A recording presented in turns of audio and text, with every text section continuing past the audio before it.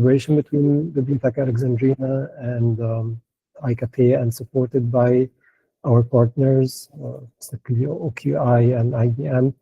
But I should also say that it was also supported by the community, which was very special in making it a successful event.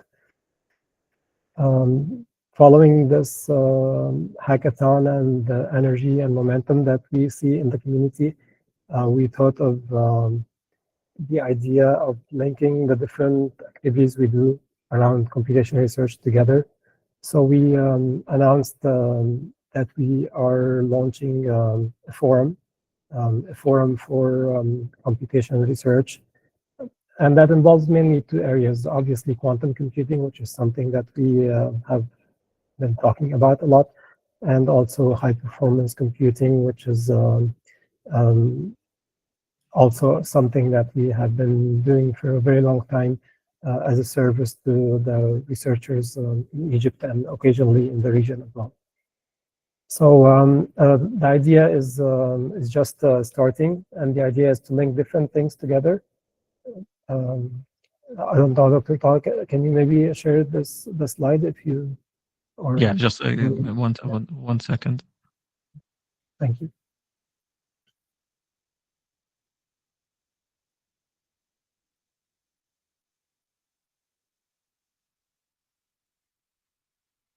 So the idea is to link different things together, different activities that are happening together.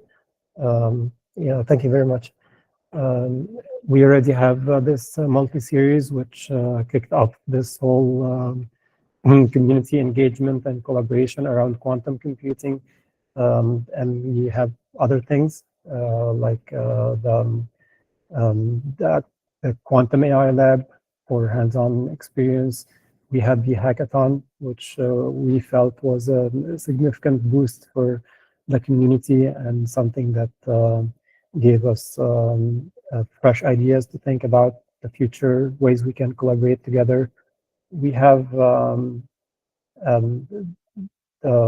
high performance computing service that's popular within researchers, the research community. We have different community computation projects that are happening. Some of those linked to the summer internship in computing that we do at the Library of Alexandria. The idea is to have a virtual space for the community, for computation researchers to learn and network. And hopefully you can also introduce more systemic training material and opportunities through this engagement and collaboration. Of course, we're relying on the community, we're relying on the researchers, the universities, the university professors on making this something of significant benefit to everyone. So the idea is new, it's fresh, and it's going to be shaped by the community and how the community thinks it should be shaped. So we're looking for input and for ideas, and we hope it's a good start. So thank you, everyone. I'm looking forward, of course, to the talks we have today, and I wish you all a good 8th edition of this multi-series in quantum computing and AI.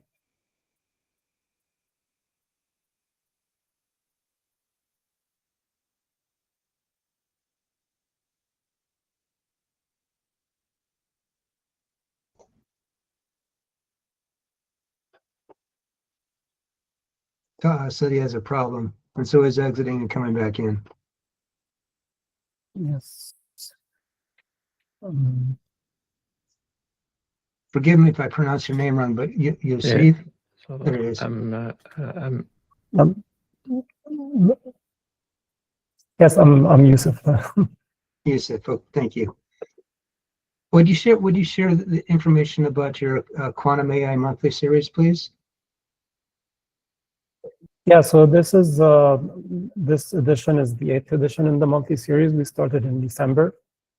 and it's I meant a URL, how I can yeah, join. sure. So there are two things. There is the videos that are hosted on the iQafé YouTube channel, and we also have the Quantum website on the Bibliotheca Alexandrina domain, and I can put these in the chat. Sure. That'd be great. Thank you. Welcome. Thank you. Okay, and I have included the YouTube channel, which already Engineer Yusuf has shared. So this is a YouTube channel of iQafé, so feel free to visit all of these the different videos and so on, and then you can check the different, for example, presentations by the different podcasts, all parts of the lectures in the summer and winter schools. We have the Quantum AI monthly series where it featured a lot of topics related to cybersecurity, quantum chemistry, physics simulations, and plus the hackathon presentations as well. And we have also different activities that are organized. So yeah, feel free to check those, Greg. And also we have the website of Quantum at Bibliotheca Alexandrina. They post also events and nice webinars there as well. And they have an overview about the quantum activities as well.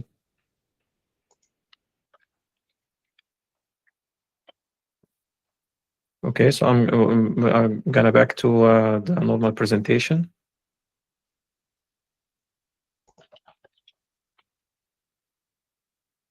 Okay, so the recording wasn't working in the beginning, so thanks for Asma for reminding us about the recording. So I was saying that we had a nice and successful hackathon last September, and that hackathon gathered about 50 students and 35 students from Egypt, and the rest were from African and Arab countries. They participated remotely, and of course they have done also excellent job next to the in-person participants in the hackathon. And the hackathon featured very nice topics and nice presentations, especially from speakers who made it to Egypt in Alexandria, who gave presentations in person, and also distinguished speakers who have given already the presentations remotely online. And this blend made the experiment and also the experience very nice and vibrant for the community. Okay, so moving forward, so the program is gonna start with, of course, Engineer Yusuf has presented the computational forum, and I'm gonna give a talk about the quantum computing for chemistry simulations. Of course, parts of this talk have been already covered in the previous events, but this time I'm gonna give it in a very simple layperson, because layman terms, because this will be a foundational session for the future sessions.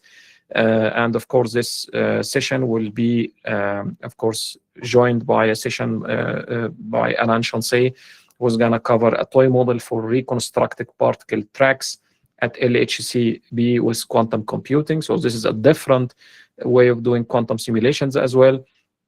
Very nice use case. And then we are going to have a presentation by Jan Blomert. It's going to cover the quantum computing roadmap, different roadmaps from different companies, and the support for quantum simulations by these different roadmaps.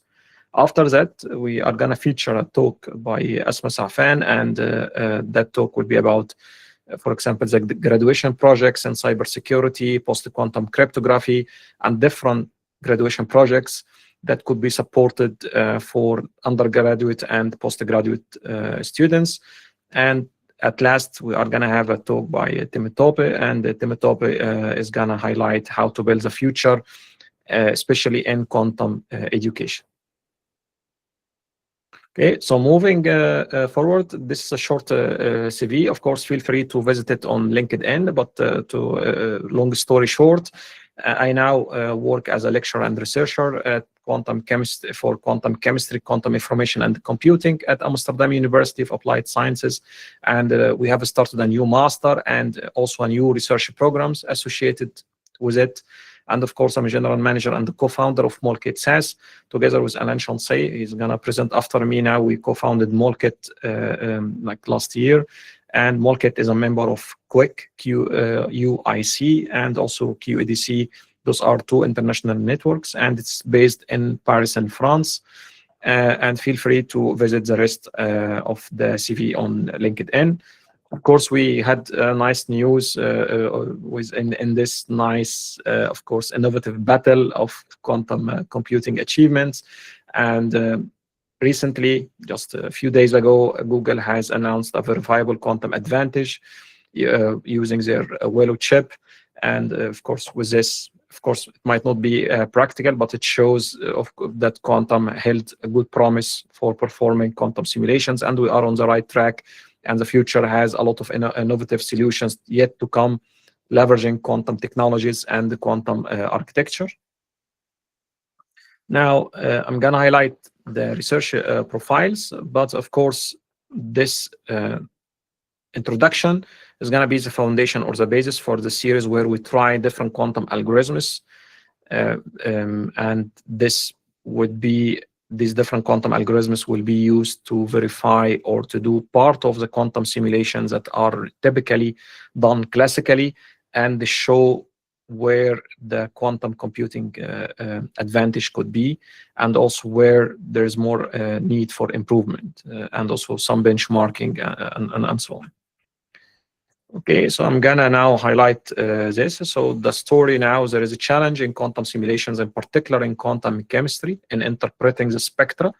And that spectra could be in infrared or in X-ray or in different other parts of the spectrum.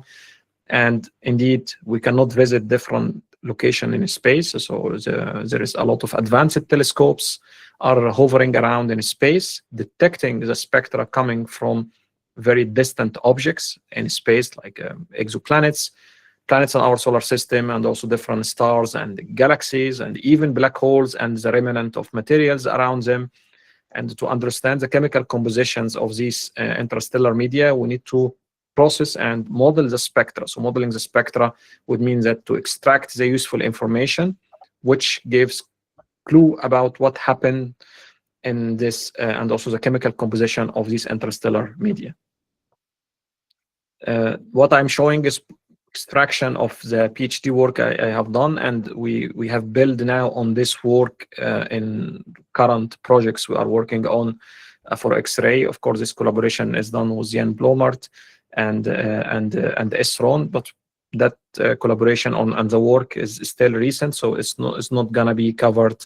We are not gonna cover it today, but it might be in the following events. Okay, so the PhD concerned interpreting the spectra of James Webb Space Telescope. It's a very advanced telescope. It has very powerful infrared capabilities, and of course, that telescope can detect in mid and near infrared regions, and those are relevant for understanding the biomolecules and organic molecules in space. So there is a quest to understand the planet formations, because if the planet formation process is modeled rightly, you can understand the composition of materials and chemicals that could exist in an exoplanet. And of course, you can define or identify if life would be visible there or not. And we receive spectra from different planets. Molecular astronomers are working on that day and night, and that spectra is received by these high-resolution spectrometers and, of course, camera detectors. And after that, they need to extract the useful information. Of course, the process where the spectra is produced is very complicated. However, if the spectra is modeled rightly, a lot of information could be extracted related to the local temperature, molecular abundances, and of course, more information about which of these molecules are dominant in which region of the interstellar media. And we were interested in understanding the chemical composition of protoplanetary disks. The protoplanetary disks came out of a process where you have a gigantic nebula. These gigantic nebula, all of them, they collapse under the act of gravity, and after collapse, they start to have a very dense and hot core, and then a new star is born in the middle. Of course, due to the conservation of angular momentum, the whole system starts to spin very fast, and resulting in a very thin pizza-shaped, it's really like pizza, where we have a star in the middle, and we have a very thin disk, and that is a parent cloud for what we call a protoplanetary disk. So that's become now a protoplanetary disk. It is a cloud that's prior or gives the birth to planets. And after some time, planets emerge in these clouds. Of course, there are some nice molecules, and the key molecules are there. And the idea is, and the question is, how much of these molecules are present, and can we define the reaction chains? Can we know how they convert to one another? And of course, how they are they can aggregate and interact and react together to form much more complex molecules.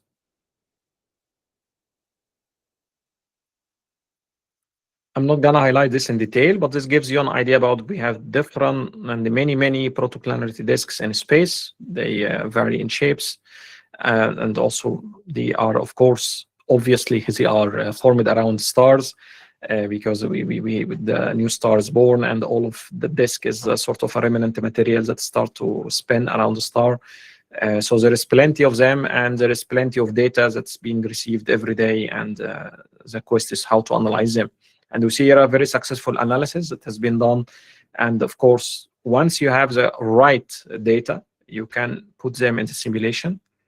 And we see here in the lower panel, we see all of these spectra coming from transitions that happen in different molecular species. Like we have here acetylene, for example, we have carbon dioxide, we have HCN, hydrogen cyanide, and so on. And all of these systems, they receive the spectra, and together, if you combine those spectra, you get this red refill, and this red filling is what constructs the received spectra. So this black one is the one that's received by James Webb, and you see here that this correct data, once they are combined, they have produced or the correct or they have represented correctly the spectra received by James Webb.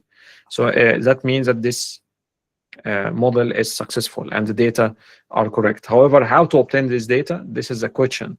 So typically, that spectra that comes, it can come from two different processes. One of them is by collision, so molecules can collide with one another, and that would alter the state of the molecules and make some transitions, and hence we can receive light out of it.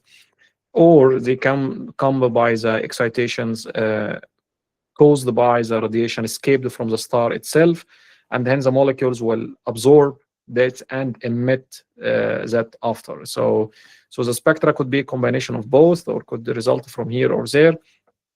And the efficiency of the process, either coming from the light that could be produced by collision or by radiation, this could be described by these numbers, what we call collision rates and Einstein coefficients.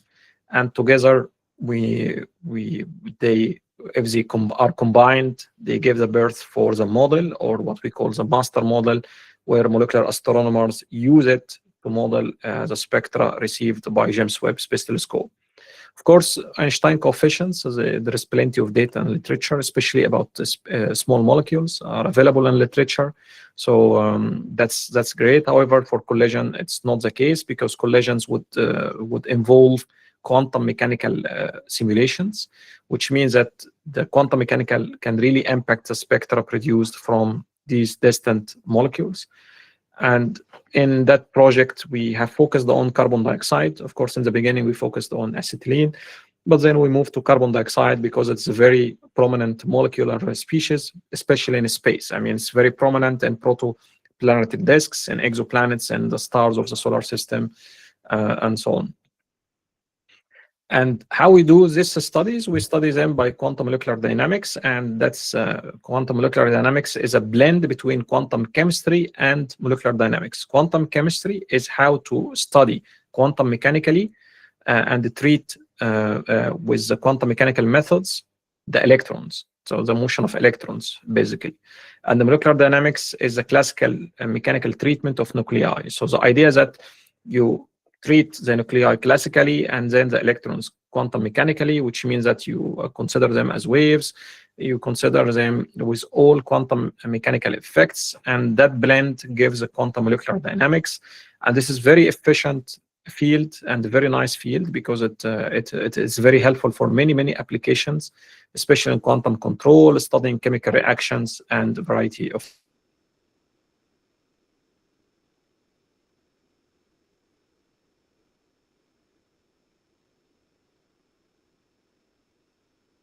So hopefully now you are hearing me still, because it's okay. So there is many applications for this. I'm not gonna highlight them. Of course, you are gonna learn more in the upcoming presentations. But the idea of quantum simulation is how to define a correct wave function, and this is where things start to play a role in these things. So how we can describe a function which we can use in the simulation. So that is hold for molecules, it holds for particle physics, it holds for even virtual particles, for solid state, like quasi particles and solids. For many things, that's could be the case. Yeah, thanks, Ziad. I'm gonna share the screen. I think I got a glitch somehow. So hopefully now it is visible. So now that's the case. So in CO2 we have a wave function that's labeled by the quantum numbers where each quantum number describes a particular quantum state of the molecule. And CO2 is a linear molecule, so it has 3 vibrational modes. 3 unique vibrational modes, where 2 modes of them are infrared active. And of course, this vibrational mode, we have the symmetric stretch and bend, and we have vibrational angular momentum, where the molecule in the bend can rotate around the molecular axis of symmetry. And then we have the asymmetric stretch, and then we have rotational states. This labeling could be used for other molecules as well, depending on the distinguished or the unique quantum states in the system. And after that, the question is how we can study this. And of course, we need to construct a Hamiltonian. So if we are now focusing or zooming in on a particular quantum state, so that will be great. If we have this, then we have these transitions that will happen. And if we have this, then if the molecule is in the first excited state, you can de-excite the molecule. And if this happens, it means that there's some energy will be released. So you need something to describe this process of de-excitation. And of course, we see the quantum numbers really map this quite rightly. And the idea, if we wanted to describe this, we need to construct a Hamiltonian. And in the Hamiltonians, all the magic happens in Hamiltonians, basically. How you can describe the motion of the system quite rightly using a Hamiltonian. So the Hamiltonian is like a total energy representation of the system. And of course, since it is a total energy representation, it should have part for the kinetic energy and part for the potential energy. And the kinetic could also include the nuclear motion, but also the rotation itself, and the potential, which describes the interaction when the atoms inside the molecule at a certain geometry with respect to one another. So if the Hamiltonian is constructed rightly in a specific framework or a specific reference frame, then the simulation could be done. So typically, if we have a CO2 and we need a Hamiltonian for it, and if it collides with another particle, we need a 3D Hamiltonian, which means that we need another Hamiltonian that combines or describes the whole system. And this is, we call it the dimer or the complex Hamiltonian. And the complex Hamiltonian has many terms in it. And the first term would describe the whole kinetic energy of the dimer, which means that the CO2 and the helium, when they are approaching one another. And we have the rotational part of the whole complex or the whole system. We have the individual Hamiltonian of each part. So if instead of helium, we have H2, hydrogen molecule, then we need Hamiltonian for carbon dioxide. We need another Hamiltonian for hydrogen molecule, plus of course, this term is which describes the whole complex. So, and in this things, the whole magic is how to define the math properly. And this is also quite challenging when we come to quantum computers, because how to map this kind of naming of states. This also will be highlighted in the presentation after by Alain, how you can do this quite rightly and extract the data. Okay, so we see here this term, for example, this is a potential energy term for the whole complex, and this is not a simple term. In order to describe the crosstalk or how the molecule interact and talk with one another, you need a very good Hamiltonian, very good potential term in the Hamiltonian, and can be computed using quantum chemistry methods. And that's an art by on itself, because there is many different levels of theory which could be used inside quantum chemistry to compute the interaction term. And the clever way is to decide which level of theory is suitable for you and also suitable for your system of study. So here, for example, we use a specific theory. Okay, I'm not gonna highlight about it because it's irrelevant now. And there is, of course, ways to describe the geometry and, of course, to have an analytical representation of the data, because you cannot have this. You wanted to re-evaluate the potential at the specific coordinates where you do your study.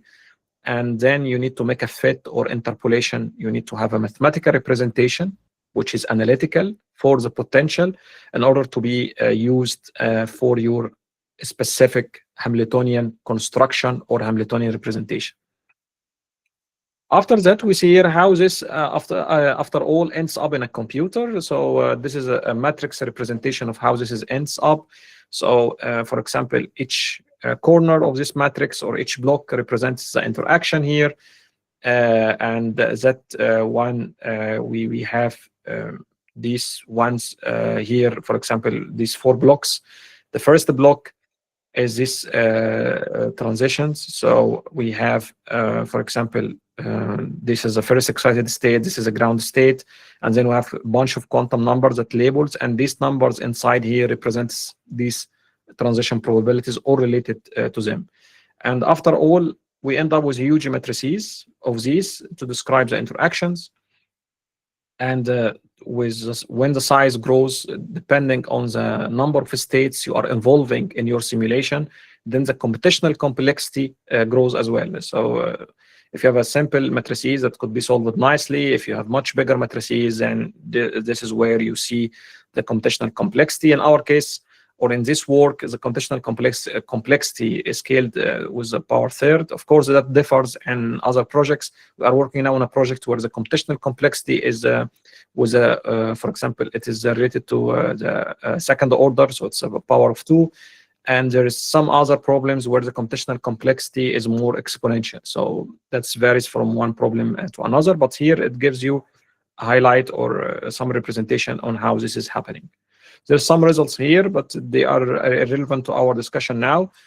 What we are trying now to achieve is that the quantum computing, I mean, when we entered, and of course, Alain and I met during one of the summer schools of IBM, and when I was attending different activities during the PhD program, there was a promise of how to simplify the computational complexity of molecular simulations. That's a big question, and of course, a big challenge. And the only way, or the vision that has been put forward by scientists in the 70s and 80s, like Richard Feynman, of course, scientists who have put the quantum Turing machines, that you can, of course, leverage the way that the quantum mechanical systems work and then simulate nature by nature. And this should give some advantage to such simulations. There is things to leverage from this is properties of quantum mechanics, like the superposition and entanglement. And if we have a good quantum computer now, we have many, and we have very successful and very good platforms where it could be accessed, of course, via the cloud in Europe or in the States or even in China or in other places. So there is a lot of good platforms. Of course, still the platform, still the quantum computing technologies is still in progress. So they are work in progress, but of course, with every week, there is new enhancement and advancement. Now, how to use the quantum computers to solve the problem is the only way we said that the magic lies within the Hamiltonian. So we need to have a good way of representing the Hamiltonian and then mapping this Hamiltonian into the way that the quantum system of the quantum hardware works. And that would involve mapping a Hamiltonian into another Hamiltonian, because it's a quantum system. We have qubits, they have their own Hamiltonian.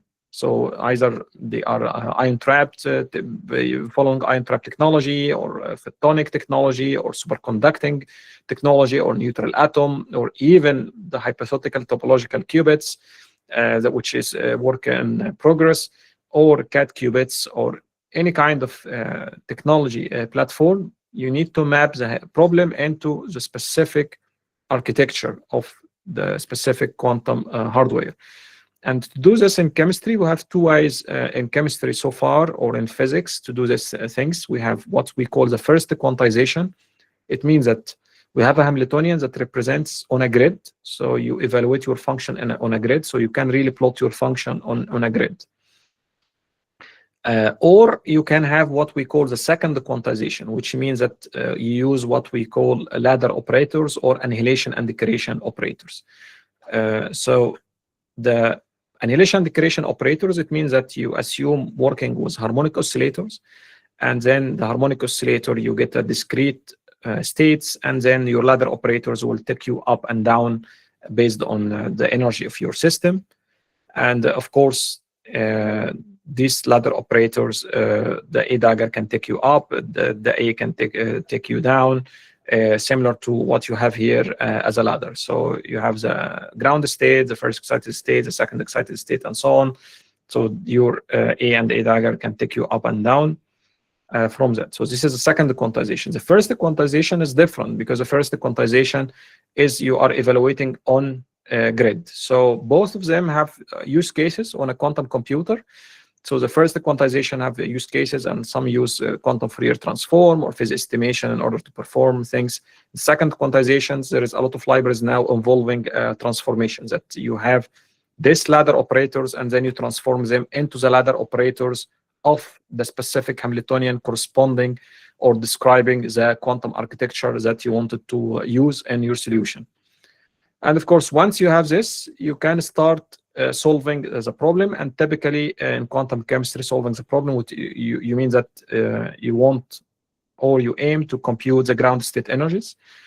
And this is, for example, how you do some mapping.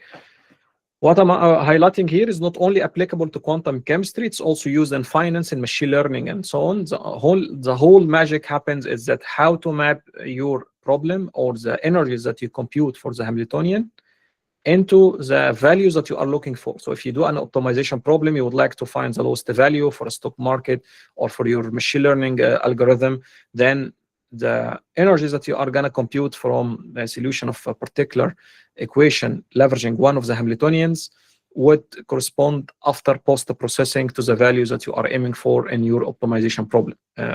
For example, so that is the case. And there is many algorithms now are being used, like variational quantum eigensolver, but also we have a new variant and also a new advancement put forward by IBM and other collaborators called sample-based quantum diagonalization. We had many also presentations also during the hackathon and also the monthly series about the quantum-based sample-based quantum diagonalization was presented by Alain with use cases. Please find them on iQafé YouTube channel to follow up on them. And of course, we had many other. There are now some other works have been put forward, and the technology is being like progressing quite rapidly. So whenever we know about new algorithm, we try, of course, to use it and see and tailor it to the advantage of our use cases.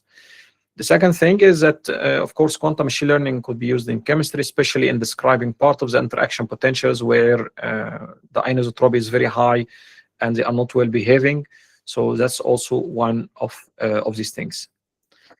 Okay, with that, I hope I have highlighted a bit about the quantum simulations. In this specific example, we are going to see an example later on. but in this specific example related to chemistry, and hopefully in the other upcoming monthly series, we are gonna put forward some new algorithms like HHL or QSVT or other newly developed algorithms for use cases in quantum and molecular dynamics and other applications as well. And at last, I would like to also present that in our startup MolKit, we also do a very good job in combining quantum and AI. So we propose leveraging AI to accelerate chemical design and the quantum molecular dynamic simulations, which we aim to make affordable algorithms and also cost efficient from computational perspective, and provide some good benchmarking for quantum hardware. So feel free to visit our website. And with that, I've finished the presentation. If you have questions, please feel free to ask them either directly or in the chat.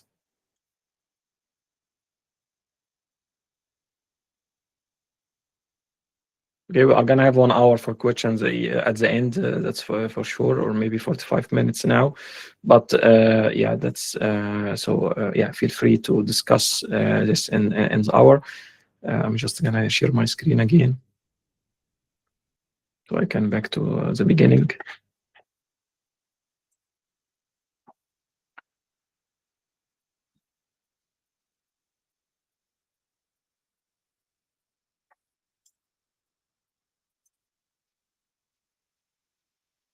So, Ala, you asked about, can I use quantum sensor technologies now as a simulator? So, of course, I'm not sure. Of course, there is 2 sides for your question. So, if you wanted to use them as a simulator for another quantum system, of course, there is an analog way to measure or to use quantum system and study it by another quantum system. That's fine. It could be sensor or any other thing. I mean, the analog quantum computer put forward such scheme or such application. The quantum sensor itself, you can use quantum computing for, because you can map the quantum sensor as an algorithm. That could be the case. But if you wanted to use it, if you wanted to use a quantum sensor algorithm as a simulator, I mean, there is many tricks you can do. I mean, there is people who are using CO2, for example, as a sensor in space. I have put forward a use case for that. So that's also count as a quantum sensor. But if you are meaning that highly precise quantum sensors that exceeds a highly precise quantum sensor that exceeds the classical sensor capabilities, you can use it. But the idea of a simulator is that you wanted to leverage the quantum computer and make your simulator realistic as possible in order to get insights about your physical system. So hopefully your question, yeah, everything now in quantum is a hybrid model. So that's for sure. And you are going to see also now in a second use case will be presented now by Alain. Okay, so now we are moving to a presentation by Alain Chancey. So Alain is the president of MolKit SAS in Paris, in France, and he's going to present a toy model for reconstructing particle tracks in HCEB with quantum computing. Okay, yeah, Greg, please go ahead.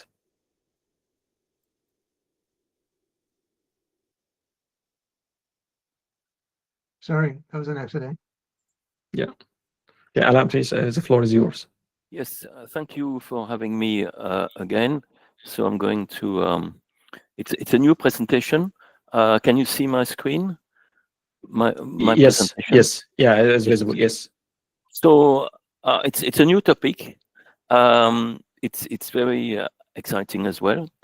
So it's a toy model for reconstructing particle tracks at LHCb, which stands for Large Hadron Collider, B for bottom or beauty, at CERN, with quantum computing. And I'm grateful for Professor Marcel Merck and his team from the NICEF Institute and Maastricht University for their previous exchanges on this topic, and for having shared with me their work in progress. And so there is I've shared in the chat a link to a PDF version of this presentation. Okay, so let's move on. So about me, for those who haven't heard of me yet, so I'm a president of Molket SAS, which I co-founded with Taha Selim. Molket is a member of both QEDC and QQIC, which are both consortiums gathering companies trying to succeed, being successful in making quantum technologies applicable to the industry. QEDC in the United States, QUIC in Europe, and so Molket. Well, we had a short presentation by Taha, so I won't elaborate. I'm also the founder of another startup in France, Alain Quantel LLC, United States. These are business management consulting startups. Okay, I've been a Qiskit advocate since 2021. I'm also an IEEE senior member, a society affiliate of the American Chemical Society, and a member of the American Physical Society. I also serve on the advisory board committee of the North American Technical Institute, NATI, Virginia, USA, which offers a professional certificate program in quantum computation. That's the only academic affiliation I can put forward. I'm not an academic. Throughout my career, I've been a principal and manager in consulting firms, and my areas of interest until I dived into quantum technologies early 2018 was data management, data governance, big data, which leads to, of course, artificial intelligence. I've been lucky to have been invited to participate in the IBM Quantum Developer Conference last year. It was in Poughkeepsie, state of New York. And in a few weeks from now, in November, it would be in Atlanta. So I'm really grateful for IBM Quantum to invite me to this event. I've been a keynote co-speaker at the World Artificial Intelligence Scans Forum, WAICF, where I co-presented combining the power of AI with quantum. That was in February of last year. I'm the co-author of a book, and you can see the cover on the left-hand side. The lead author is Dr. Kipper Elaine Sharkey. She's the one who taught me quantum chemistry, and I took care of the illustrations in Python and Qiskit code. And by the way, there is a GitHub repo by Pact, and a clone of this repo where I try and maintain Jupyter Notebooks, which effectively is the executable version of my book, and they are up to date, so they can be run with the latest version of Qiskit. Okay, so as I said, I have 30 years of experience in major enterprise transformation projects. I've got a diploma as ingénieur civil des mines, which is equivalent of a Master of Science from École des Mines de Saint-Étienne in France. For more details, please have a peek at my LinkedIn profile. So, as I said, we present a toy model for reconstructing particle tracks at LHCb, and the LHCb experiment at CERN with quantum computing. And my work is derived from the following work, so you can look it up. And so it's this reference has been published on the 5th of October 2025, so it's fairly recent. I give the credit for the image. Okay, let's move on. So the agenda, first of all, what is the LHCb experiment, the particle track reconstruction, and then we will dive into the stuff which is more related to Hamiltonians and hybrid, classical, and quantum computing algorithms. Okay. Now, what is the Large Hadron Collider beauty? Beauty sounds more beautiful than bottom. The bottom quark is part of the family of quarks, which are components of so-called hadrons, and they are parts of, for example, the protons and neutrons. There is the up and down. So there are three series of quarks. So the second family, the second family is there is a top quark and the bottom one. And the experiment at CERN, it's a general purpose detector of the Large Hadron Collider. So as the name implies, it collides hadrons, which are made up of quarks. And the LHCb experiment specializes in investigating the slight differences between matter and antimatter by studying a type of particle called a beauty quark or B quark, as I said. So it uses a series of sub-detectors to detect mainly forward particles, those which are thrown forwards by the collision in one direction. The first sub-detector is mounted close, very close actually, to the collision points, with the others following one behind the other over a length of 20 meters. To give you an idea of how large and big and heavy it is, it weighs 5,600 tons. It's made up of a forward spectrometer and planar detectors. It was 21 meters long, 10 meters high, and 13 meters wide. And it sits 100 meters below ground near the town of Ferney-Voltaire, France. Actually, the LHC it's underground, but it is part of it is under Switzerland and another part is under France. Okay, and there is no border check for these particles, right? So as of 2024, this experiment there were more than 1,600 members from 98 institutes in 22 countries, including 1,100 authors. I'll give you an idea. It's really a huge world-class project, basically. Okay, right. So particle track reconstruction in a velo. What is the velo? Well, the velo is the so-called vertex locator. And it turns out that in the Large Hadron Collider, there has been several phases. And we are now, I understand, the so-called high luminosity phase of the Large Hadron Collider. What happens, there are thousands of particles which are produced simultaneously, and these particles leave so-called energy hits in detector layers. And the challenge is to reconstruct these hits into particle tracks. And these tracks reveal the primary vertices, which are basically the collision points. So on the left-hand side, you see an illustration, which is actually a graphic generated by the Python and Qiskit code, which I'm going to present to you in a few minutes. And so you see it goes from left to right. And so there are several planes which represent the planar detectors. And what happens is that the primary vertices, they are basically on the z-axis with coordinates x, y being 0. So that's it. And what is, of course, really important for what we are going to share with you in a few minutes is that this sub-detector, the LHCb vertex locator, the VELO, is the sub-detector which is closest to the LHCb collision points, or points, because there can be several collisions. And because it contains a negligible magnetic field, the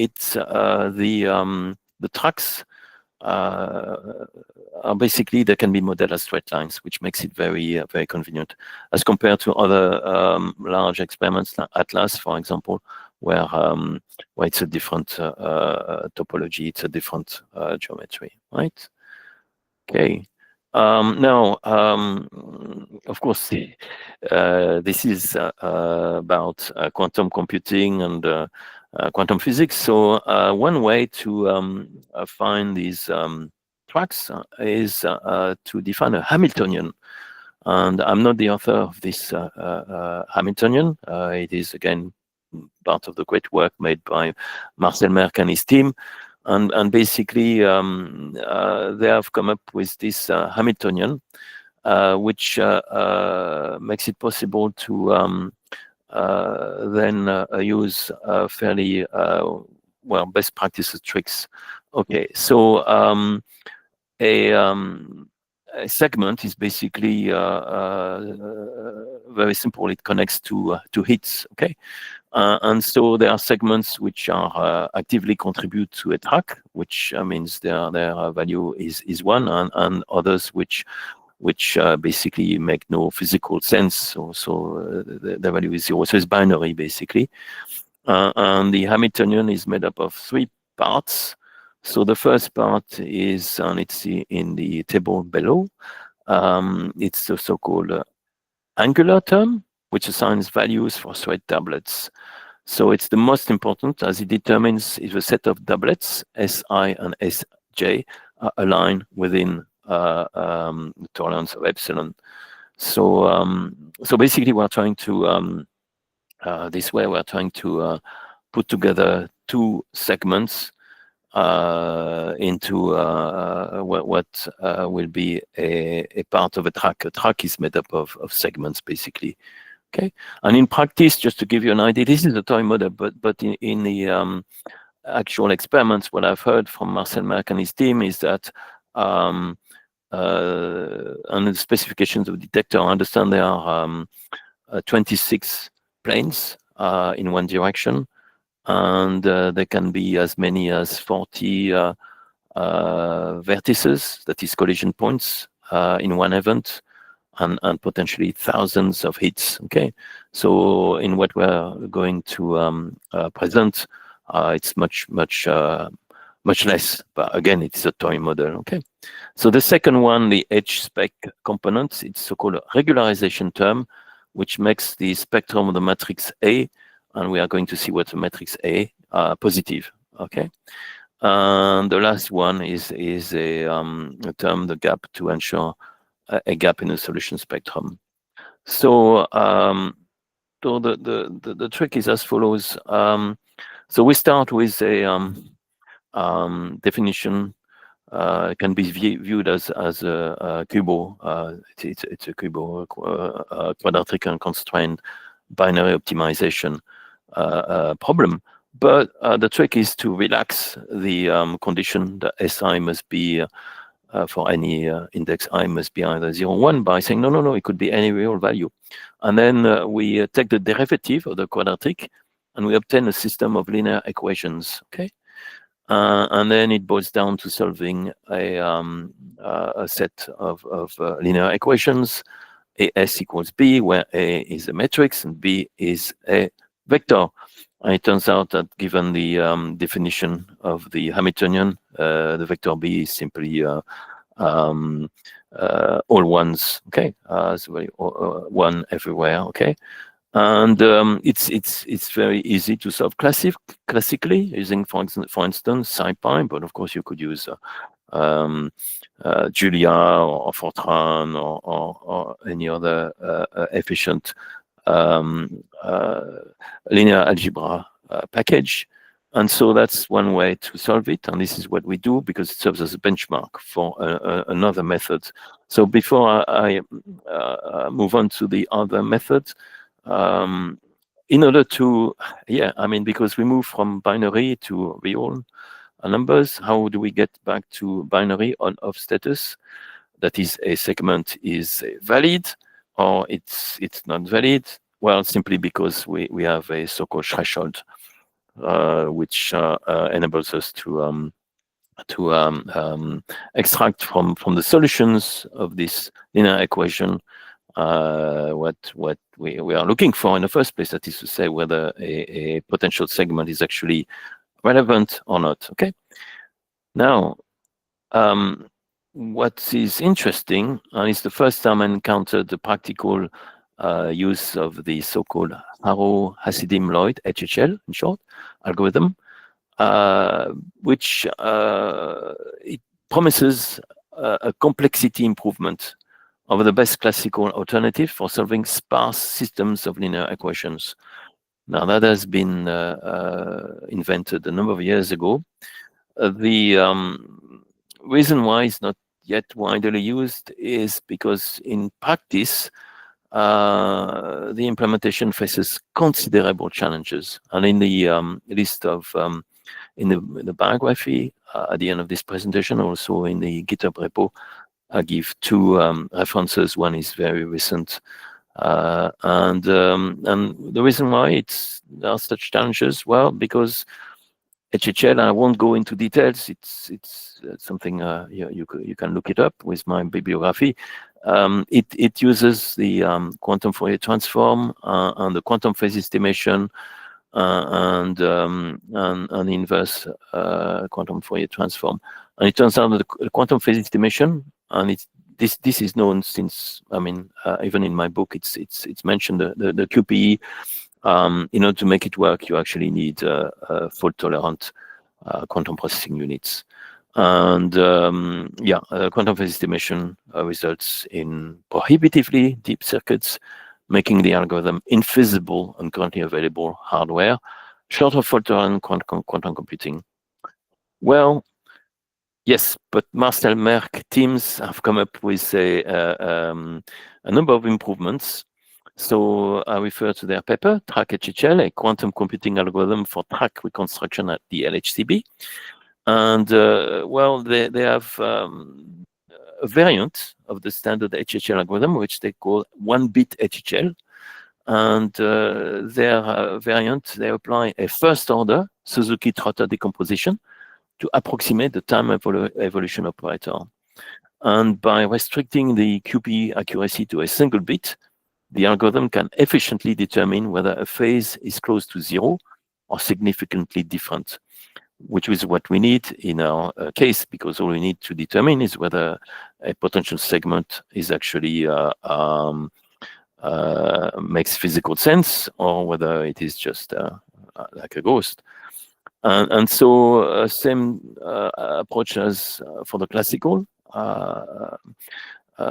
approach, we set a threshold. But the thing is, which I found by experiment, the threshold for the HHL approach is different. It's a different setting.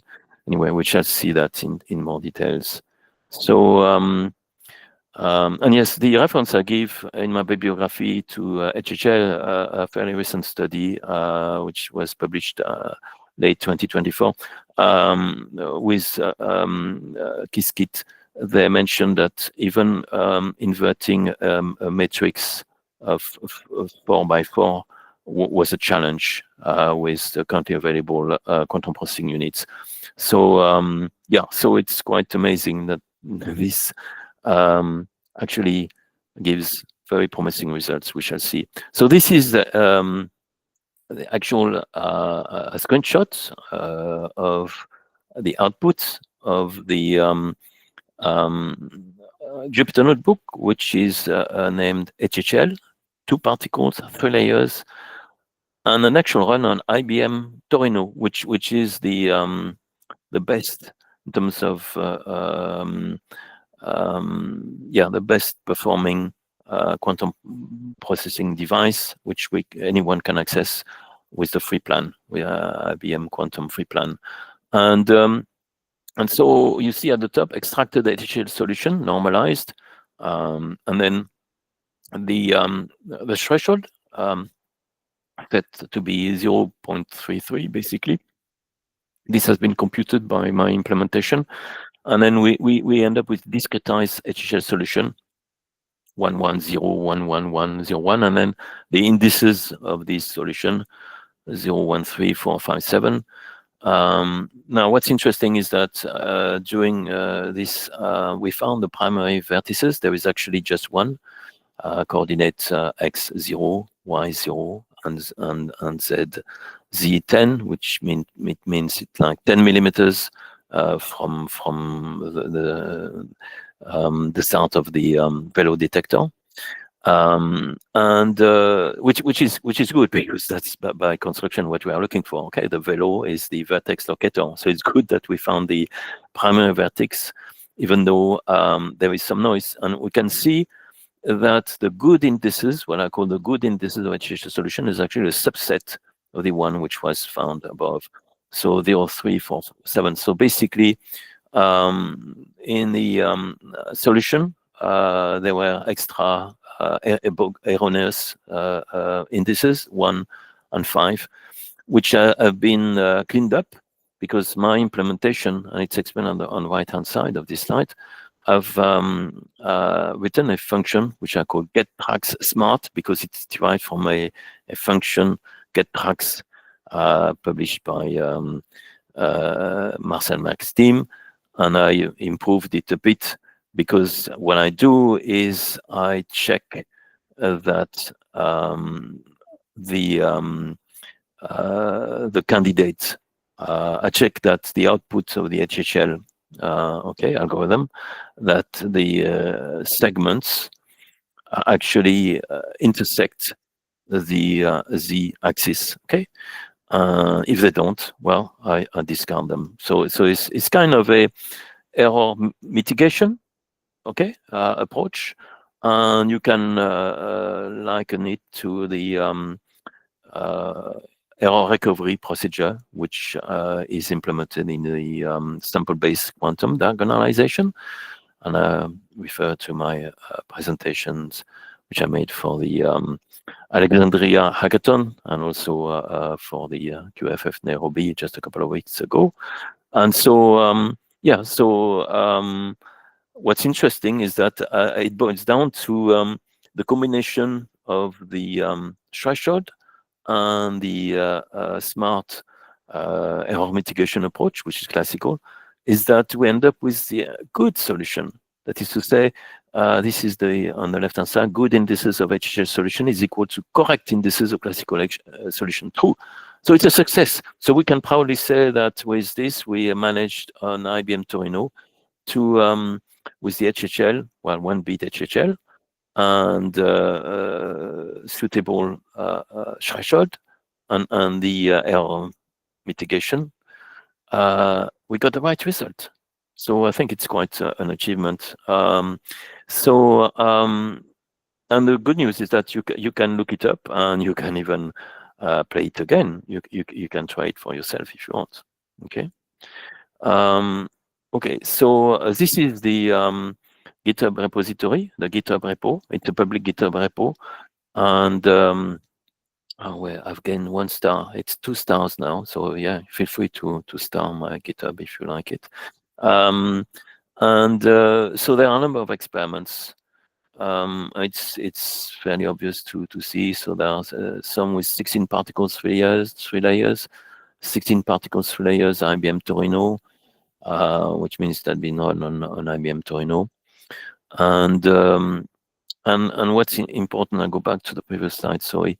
A trick also I use to increase the likelihood of success is that in our implementation, for both the classical and 1-bit HHL simulation, I only apply these algorithms to the hits in the first 3 layers.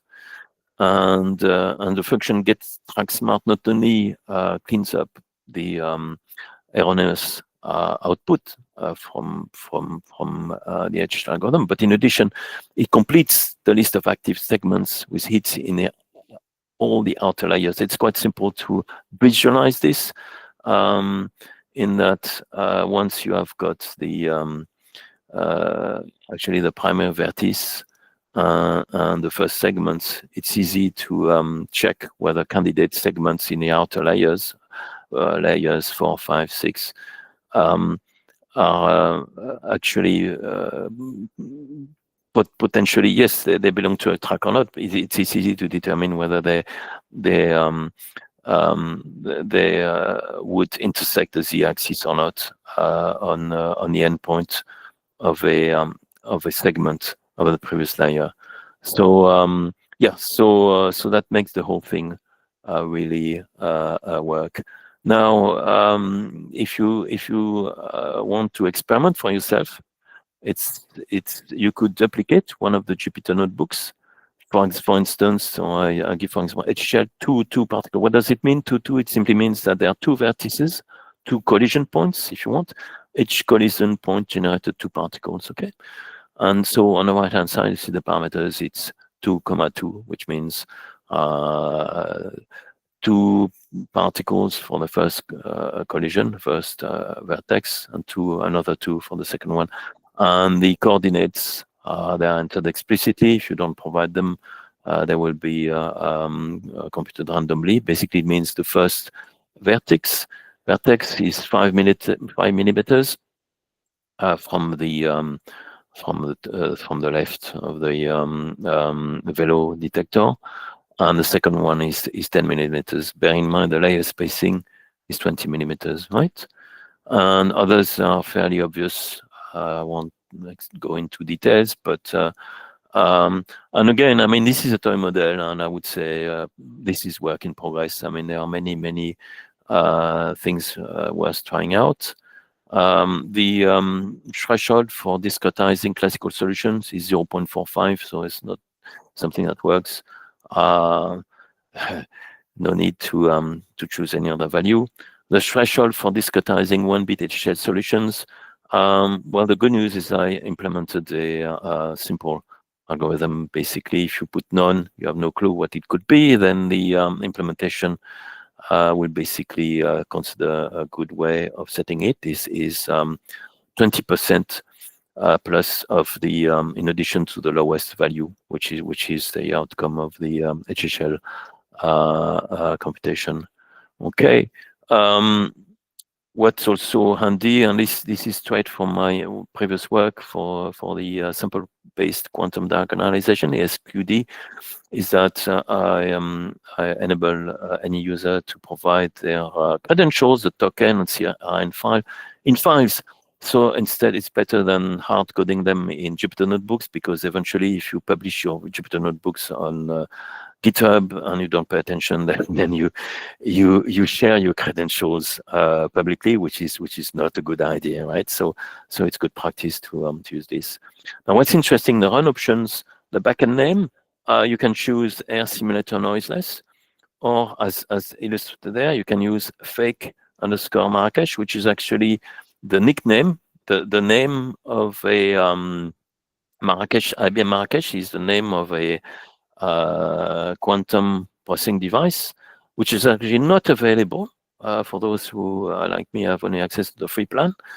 But the good news is the fake Marrakesh, the noise model, which can be run with Air Simulator, is actually available. So what's great is it means we can run experiments using only Air Simulator and a noise model from fake Marrakesh, IBM Marrakesh. And you can run that on your, if you have got enough memory. I've got 32 gigabytes of memory available for Ubuntu under Windows on my laptops. So yeah, so you can run that on. No need to spend your valuable time credit on IBM Quantum to make an experiment, see what's going on. And this is what, and if time allows, I'd like to show you, because this shows that with fake Marrakesh, the results are much better than with fake Torino and with IBM Torino. So that's interesting. It shows that we can make experiments. And this is the added value of my implementation. Basically, you just need to provide as backend name either Air Simulator or fake underscore something, or IBM underscore and the name of a actual quantum processing device which you can access. The other values run on QPU. It simply means that we want to run an experiment on either fake or real QPU. Number of shots, I wouldn't alter that. Optimization level, so far I've used level 1 because I didn't see any difference with level 2 or 3, except for the amount of time it takes for the compilation. And the other parameters, the pole interval and the likes, when you are running on actual QPU. Okay. This is the quantum circuit for 2 particles and 3 layers simulation. So yeah, you can see the Suzuki trotter basically on the QFT and inverse QFT. There is also rotation. So that's why the HHL or even 1-bit HHL implementation is so challenging for currently still noisy quantum processing units, is because well, this is difficult. I mean, to have the accuracy which will be required for perfect results. Okay. So I provide a glossary as usual, so that you and an extensive bibliography. So for the LHCb experiment, for the track reconstruction, starting with the great work from so Xenophon Giotopoulos is the lead author of a presentation which was made late 2024. He's also the lead author of a great paper which came out on the 5th of October. And he works for under supervision Professor Marcel Merck, Maastricht University. Okay, I also provide a reference to a work by a Chinese team, and they use a different approach, cubo and subcubos, and there are other interesting references. This is the an older reference, but which is also the basis of the work by Xenophon. So yeah, and then of course the references are promised for HHL. And you see, this is quite amazing. Given the standard HHL, basically you can only achieve to invert. According to these authors, you can solve a 4x4 system of linear equations, which is really a super tiny toy model. Okay, and so it's quite amazing that with the 1-bit HHL we actually somehow managed to make it work. Okay, so there is the reference for the HHL, the Qiskit tutorial, and some references for the quantum phase estimation. So there is lots of work around quantum phase estimation. This one is fairly recent, 16th of October 2025, and so very promising. There is also work ongoing on mid-circuit measurement, and one of the ideas for further improving the performance of the implementation of this toy model is to leverage so-called mid-circuit measurement to have well better results with the QPE estimation. Okay, there is a very good presentation by Microsoft, which explains different ways of implementing QPE. Okay, I'm looking at the time now. I think time or not for no, I think maybe not, but maybe we can in few minutes you can just show them the notebook quickly. So yeah, so let me stop sharing because I need to share. So we can allow them time for questions. Just bear with me. So we just make a quick walkthrough. So hopefully you can see. And again, you can get there. It's public. You can just okay. And so as usual, it's very well explained. So even if you don't read even my PowerPoint presentation, it's all explained there, and all the different experiments are structured by layers. So what I'm going to show to you is this. What's interesting to compare the result with two particles layers, fake Marrakesh. Okay, let's have a look. Okay, great. Okay, no need. Okay, so I'm just want to show you the outcome. Okay, for the that's interesting. It shows why the 0.45 has been chosen for the classical part, because it really only gets the what we're interested in. Okay, anyway, you can look it up. So if we look at the okay, so this is okay. Hopefully you can see my screen. Maybe I can make it done. Yes, yeah, we can see it.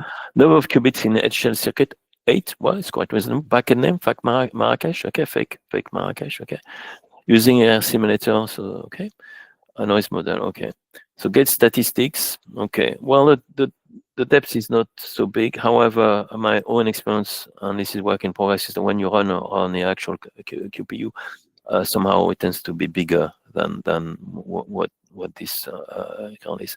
So this is the whole measurement counts. Okay, and this is discretized HL solution with this value of the threshold, which has been computed by implementation. Amazing, yes. So with just the discretization, we get the correct list of indices, as compared to the classical. So remarkable. But it's fake Marrakesh. I don't have access to IBM Marrakesh. So if anyone in the audience has access, which means someone who has a beyond the free plan, well, I wish. Why don't you try have a run with the IBM Marrakesh and see whether it actually works there? So if I go back and compare with this is interesting comparison in my opinion. Now let's have a look at the same, but this time fake Torino. Okay. Let's see what happens. Okay, let's compare. Let's compare. Okay, let's compare on what we see. Okay, it's not so good, right? Well, it's not so good. So, so the list of so-called correct indices, that is the segments which Asian solutions, yes, these are good. Well, it doesn't match the result for classical. However, thanks to the smart error mitigation, we can still recover the correct values. Now, this is the fake Torino. Let's have a look now, because I did run the experiment on the actual IBM Torino. Okay, so let's have a look. Actually, I ran it once and then twice reusing the job ID, because that's one of the features of my implementation. You can provide the job ID of a previous run, so that you can compare different post-processing if you want with the same. You don't have to, okay, because it takes, sometimes it takes a minute or more. So surprise, surprise, suspense. Discretize the solution, indices, okay, so correct, false, okay. And then good indices, yeah, well, still no. So basically, almost there, but not quite. So basically, my experiment, but again, I only had enough credit left to make one run. I could try more, maybe next month, November. Well, bottom line is that even for this one of the simplest use case on IBM Torino, well, it's promising, but it's the noise level is basically too high. However, the results on fake Marrakesh, IBM Marrakesh, seems much more promising. So bottom line, it looks like we are getting to this. We have reached the stage where we can start to make very interesting experiments, comparisons, and so that's what I wanted to share with you. So that concludes my presentations. If you have any question, I don't know if time allows, but I'm available, or maybe at the end of this session, maybe. Taha? Yeah. So thanks a lot, Alain, very much for this nice presentation. Indeed, now we have showed the two use cases, one from the quantum simulation and now from particle physics.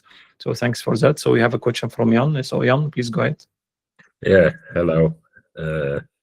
Let me see, does it work? Yeah, okay, I'll put on my camera. Yes, now we see you. Yeah. All right. Yeah, thanks a lot, Alain. Obviously, we keep close contact. What is interesting is that in itself, it seems a simple problem, yeah? Be it gets complicated when you increase the number of layers and the number of particles. But because you really tweak all the steps, you have an excellent understanding of what the program is doing, yeah? And I think it could be an interesting candidate, this problem, for testing scaling up, yeah? Mm-hmm. Seeing or even porting it to different quantum computing platforms, yeah? Yes. Yeah. And in fact, I would I would invite the listeners to have a look at the code and try it for themselves, and perhaps they have an alternative platform. And you can see how it runs very well or not so good or not at all. I mean, you learn a lot from it by using this program. Yeah. which has we call it the toy model, but it's not so toy. I mean, you learn a lot from this toy, I would say. Exactly, and what's interesting is the combination of I would say physics-inspired, quantum physics-inspired approach with the Hamiltonian, and another one which is very simple, geometric. You know, 2 points intersecting or not intersecting an axis. It's basic geometry and very simple to implement in Python.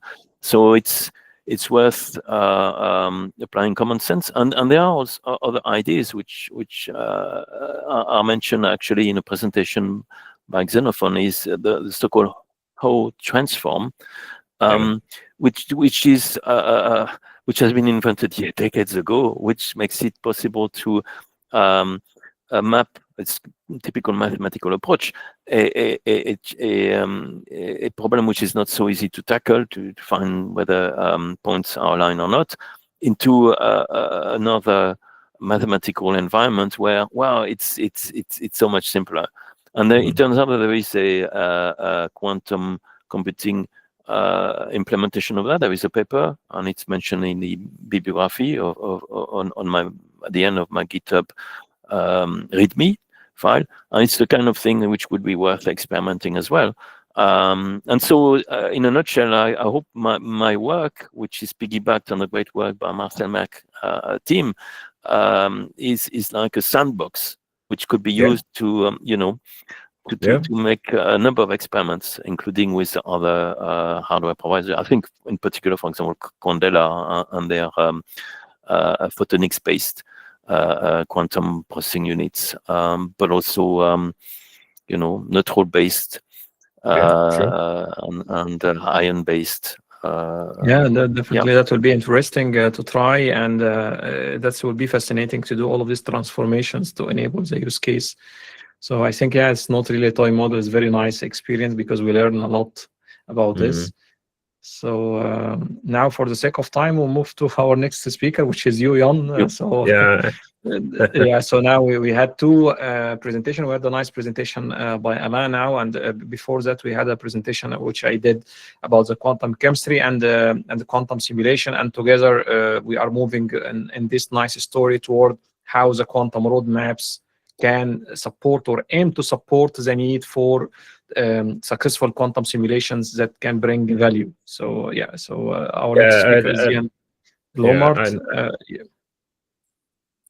What I would like to keep in mind is the number of gates, the depth of a circuit, because that limits what we can achieve and what kind of solutions we can run. And at the end of the talk, we will go back again, I would say, to the toy model that Alain just discussed. So Jan is a collaborator also of ours, and also in several projects, and also is a managing director of Bibliotheca. So Jan, the floor is yours. Let me start sharing. Let me see this. Wait. Where am I? This one. Yes.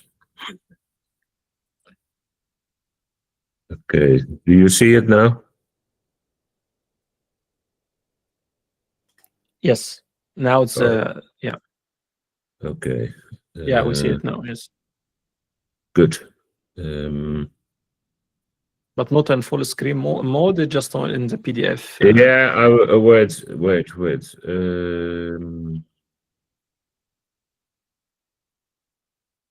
I stopped sharing. I redo it in order to avoid a particular problem. 1 second. Yeah, sure. Yeah. 1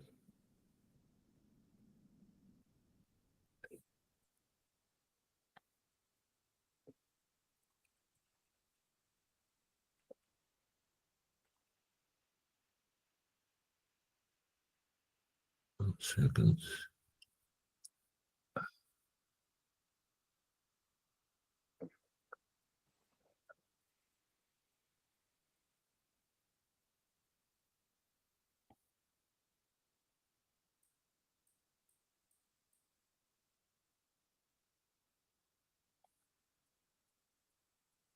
Hmm.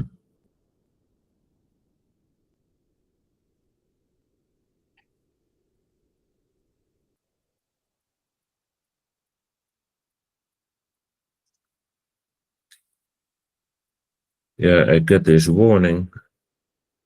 So I think maybe it's fine now. Yeah. If it doesn't, yeah, I think we see it large enough. Yes. Yeah. Okay, let's go ahead then. Wait. Why? This is stupid.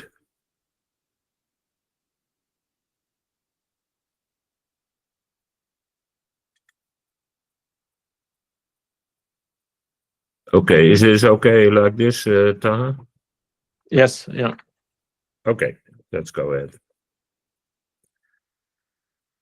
Yeah. So Yeah, Sam is proposing to click F5, and then it should For go to PowerPoint, what I can do, this is the PDF. I can go to there is a PowerPoint. slideshow sign down. So we see now the PowerPoint. There is a Yeah, but this is a slideshow PDF. But let me where we see. see now you are sharing now the PowerPoint, not the PDF. No. Let me stop again. I'll go to my PowerPoint. Okay. And now I go to this one again. Oh, wait.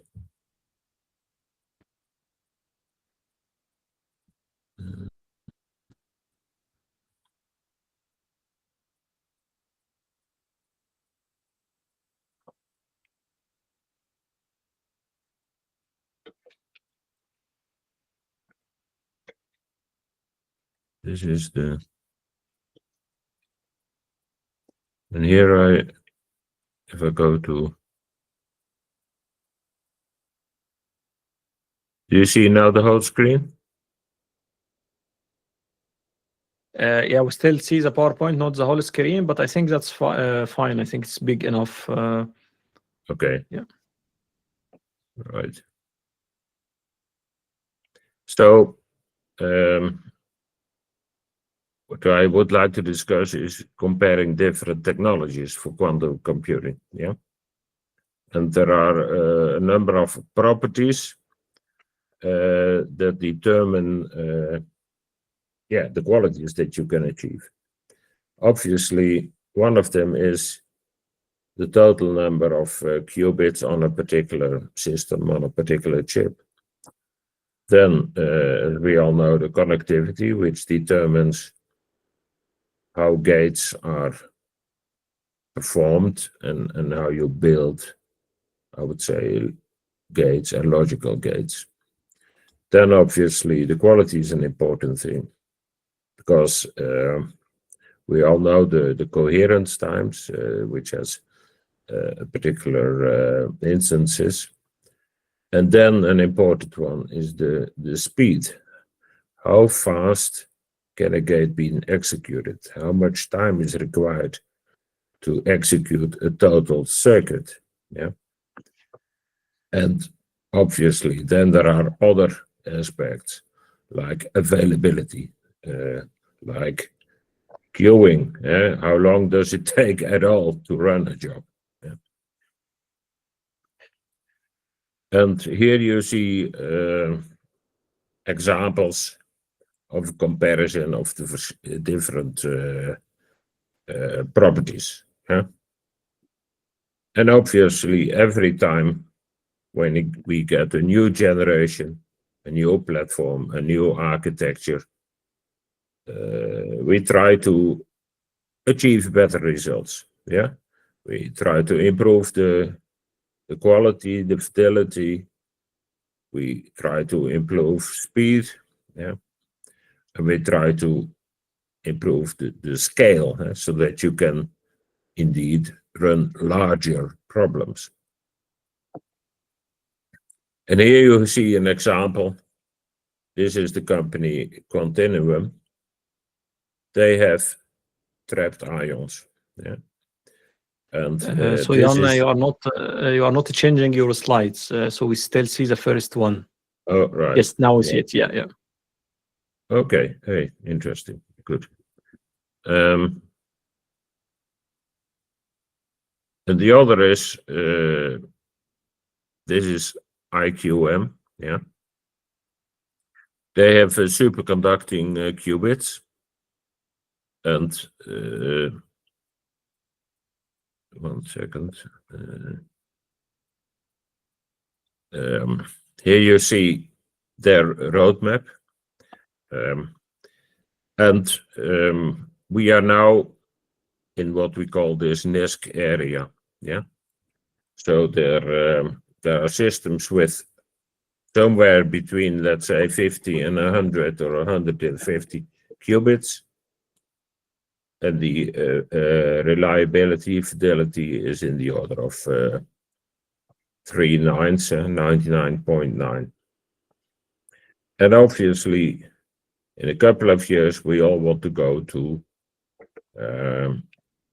large systems with logical qubits.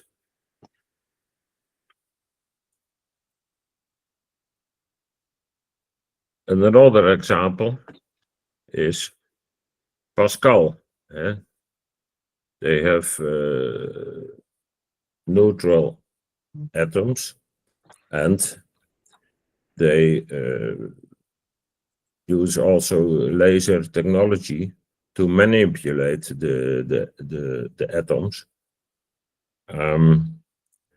Difference here is that they are also a kind of analog technology. Yeah. Now, and then we have IBM with its roadmap. A second.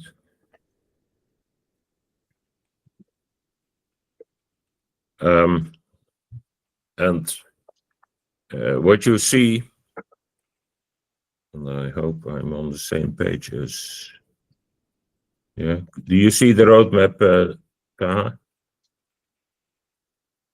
Yes, Yeah, I see it. okay. Yes. Good.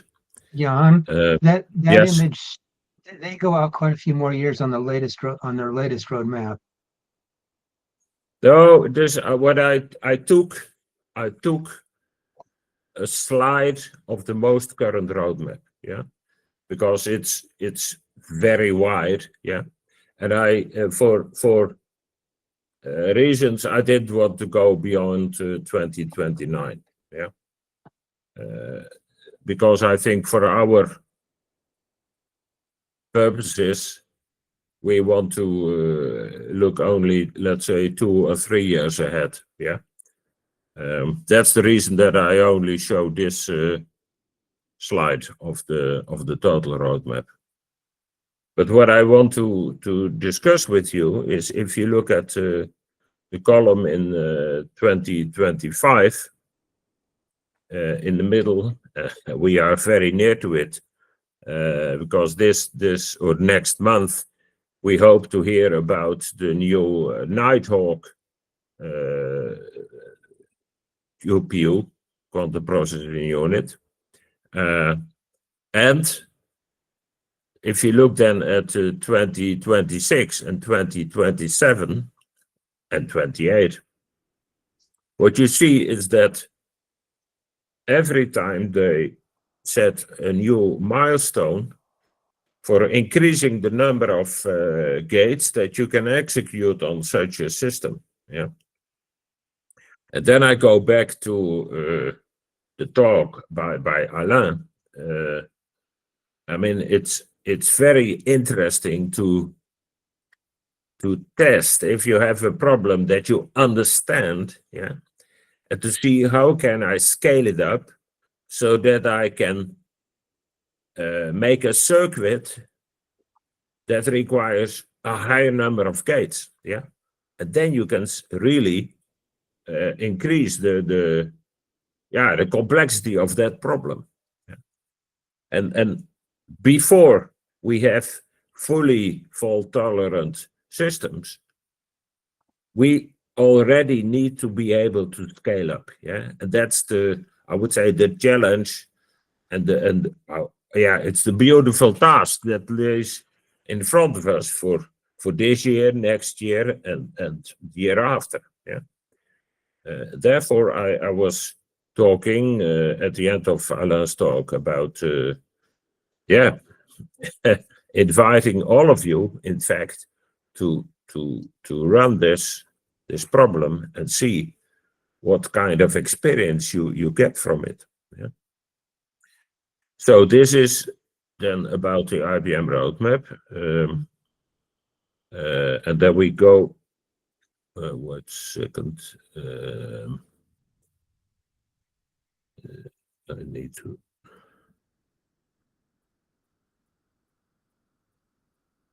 This is IBM. Then we go to Ionic. It's another company that runs trapped ions. Yeah. So here you see where they are in 2025. They are also very, very ambitious. Yeah.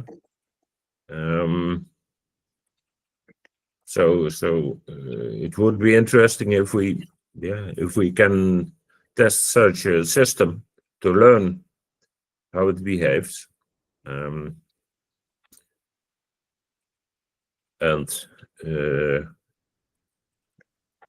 then we have Google, obviously, very well known they were in the news very recently, because they have a particular beautiful experiment on their Willow chip.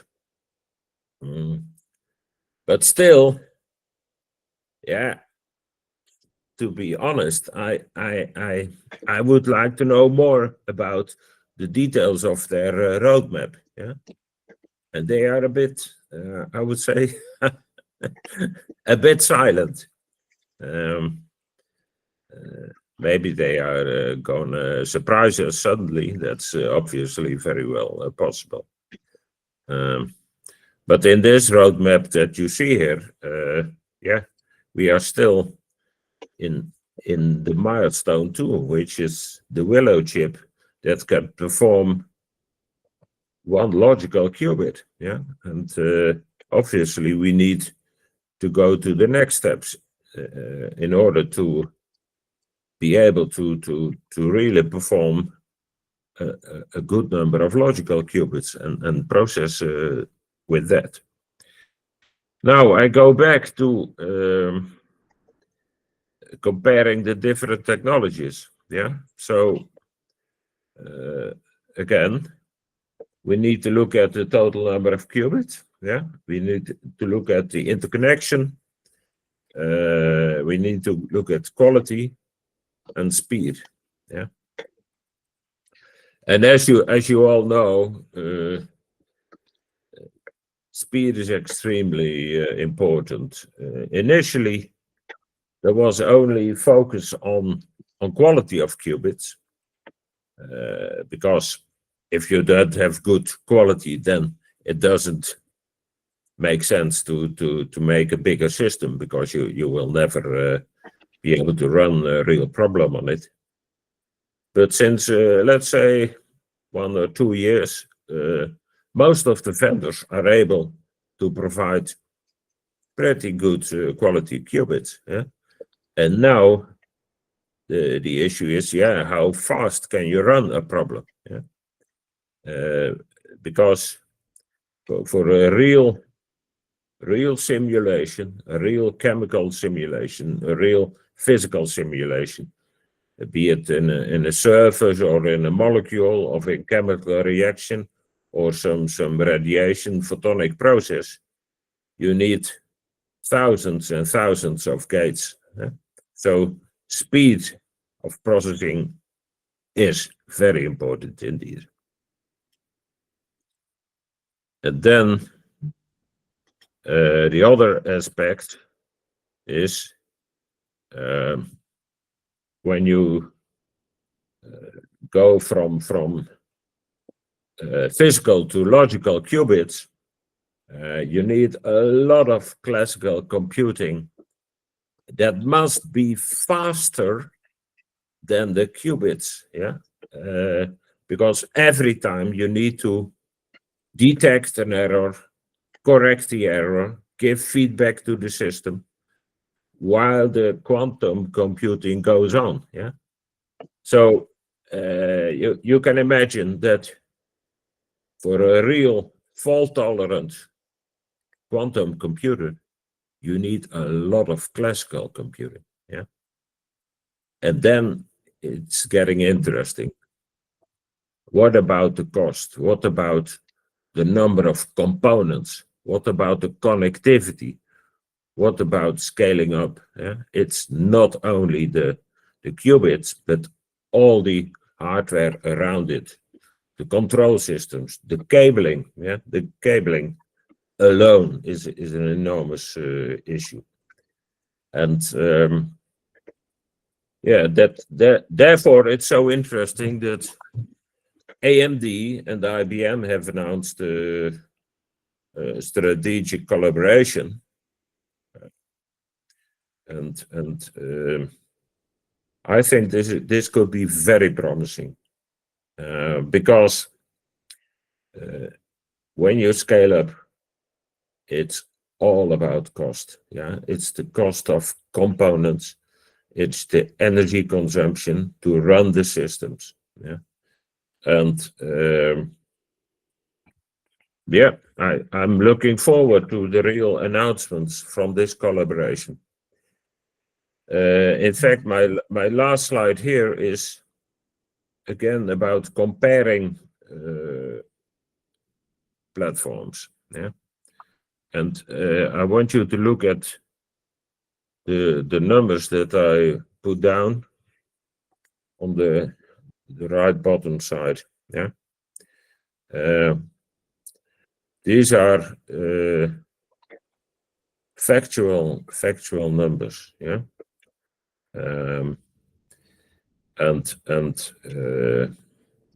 I'm really wondering what is going to happen in the near future. Yeah, because you see big differences.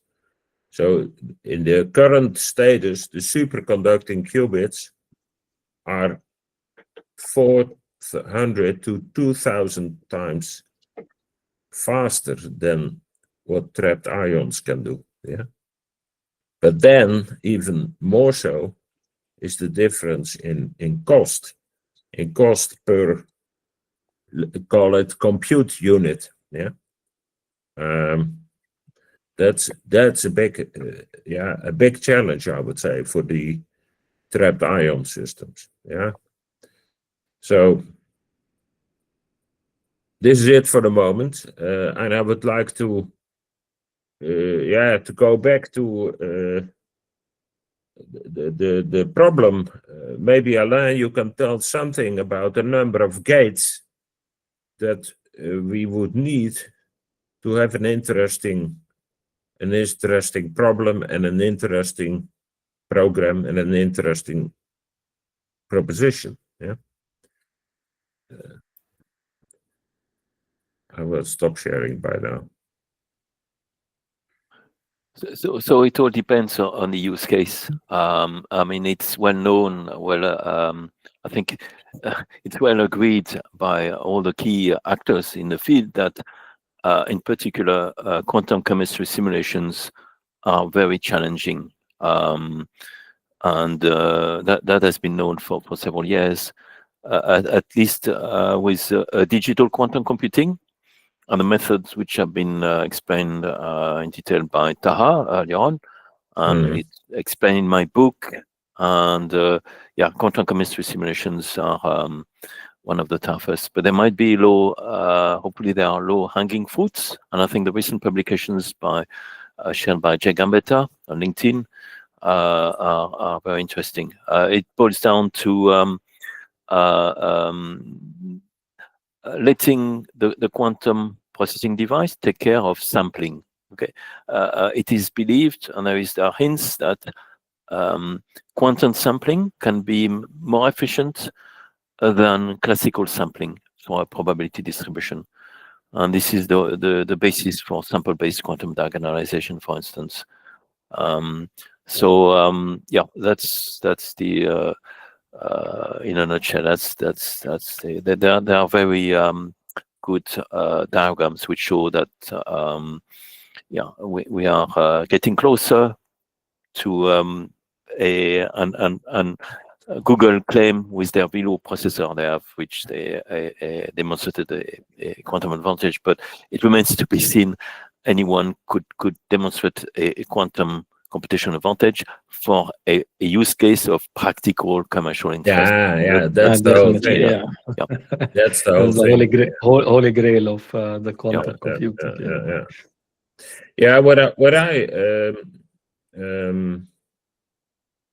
I like about this little toy problem is that it has some mathematics in it, and if we can show some good runtimes, then yeah, I mean the mathematics can also be deployed in other problems. Yeah. Yes.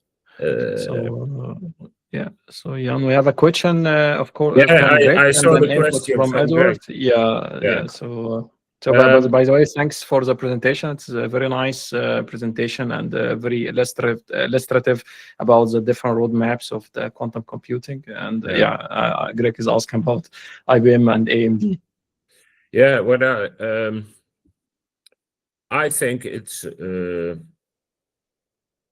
about where are the strengths. Yeah, AMD obviously has an enormous strength in what I would call standardized industry standard chips. Yeah, and IBM has top level knowledge on chip design. Yeah, that is for sure. But they may not be able to produce the future components at the lowest price point that is required. Yeah. So I can imagine, I mean, that this is my impression. Yeah.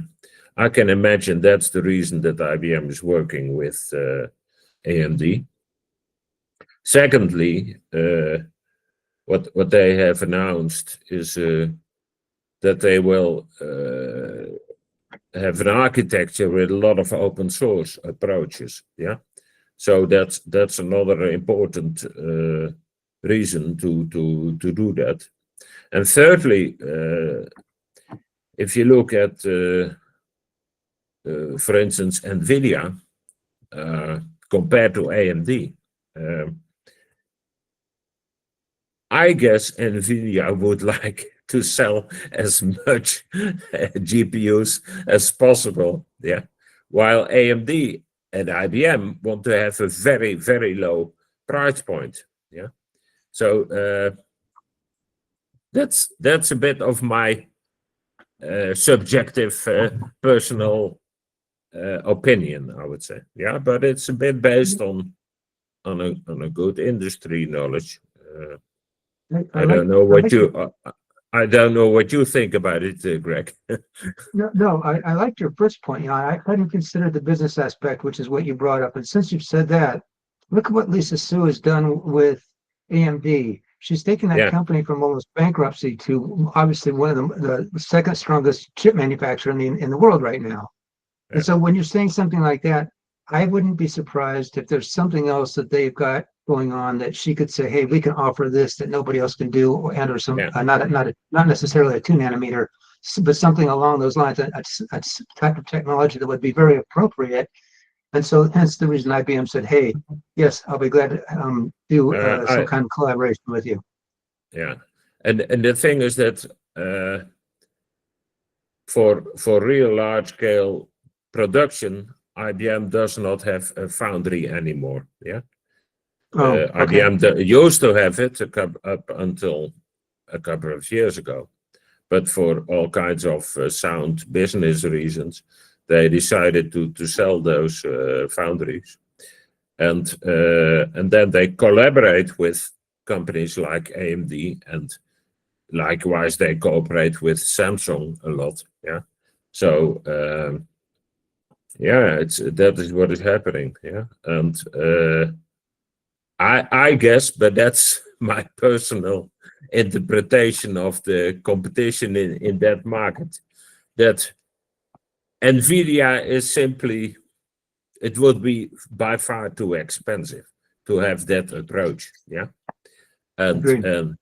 and what you now see with the recent publication, in fact, of last week, I guess, that IBM is showing that in a very standardized FPGA chip of AMD, they can already do things that are 10 times faster already than what they anticipated. Yeah.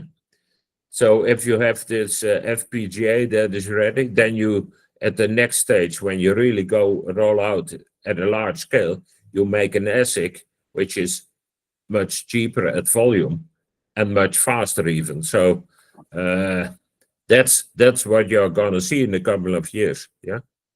And Yeah. and hopefully we hear something this calendar year already. Hopefully, otherwise that's what I think is going to happen. Yeah.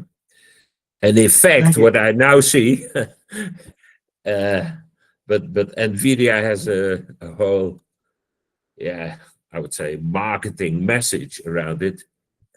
They are, I mean, at the beginning of this calendar year, they made the wrong message about the roadmaps of quantum computing. And then 3 months later, he had to redo that. Yeah. Yeah, Janssen, yeah, And- definitely. And now they are jumping on every quantum vendor to have something together with them. Yeah. So it's interesting. It's interesting. As well as making networking software.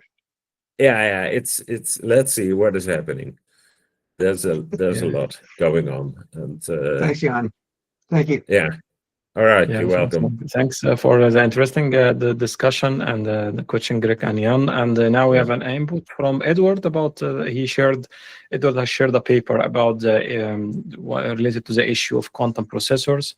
So yeah, I'm gonna also keep it in the notes, so we share it after and with the participants.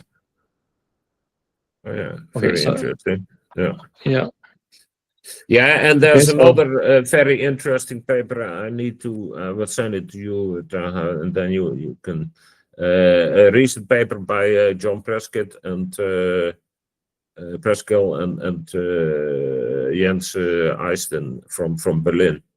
They have described the steps that the industry need to do in the coming years, from the NISQ era to the really full-fledged applications on the fault-tolerant quantum computing. Yeah. That has a few good stuff. All right. Yeah, that would be great. Okay, so so thanks, Jan, again for this nice presentation and the nice work indeed, and we look forward to hear more in the upcoming also series and the seminars. Yeah. And then now, for the sake of time, we're gonna move with the next speaker, Asma Safan, and I'm just sharing the presentation quickly. And of course, she's an associate professor at the National Telecommunication Institute, and she's gonna highlight the various graduation projects utilizing quantum computing and technologies. Okay, so Asma, the floor is yours. Thank you.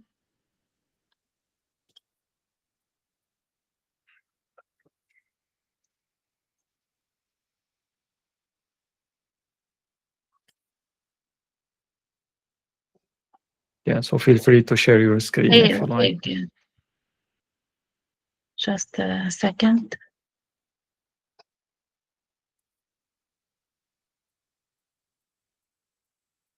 Now, is it clear? Yes, We see it. Indeed, we know about this problem that if you share it in full screen, Google Meet will not pick it up. So maybe you leave it. Yeah, okay, that's great. It works magically with you, so that's nice.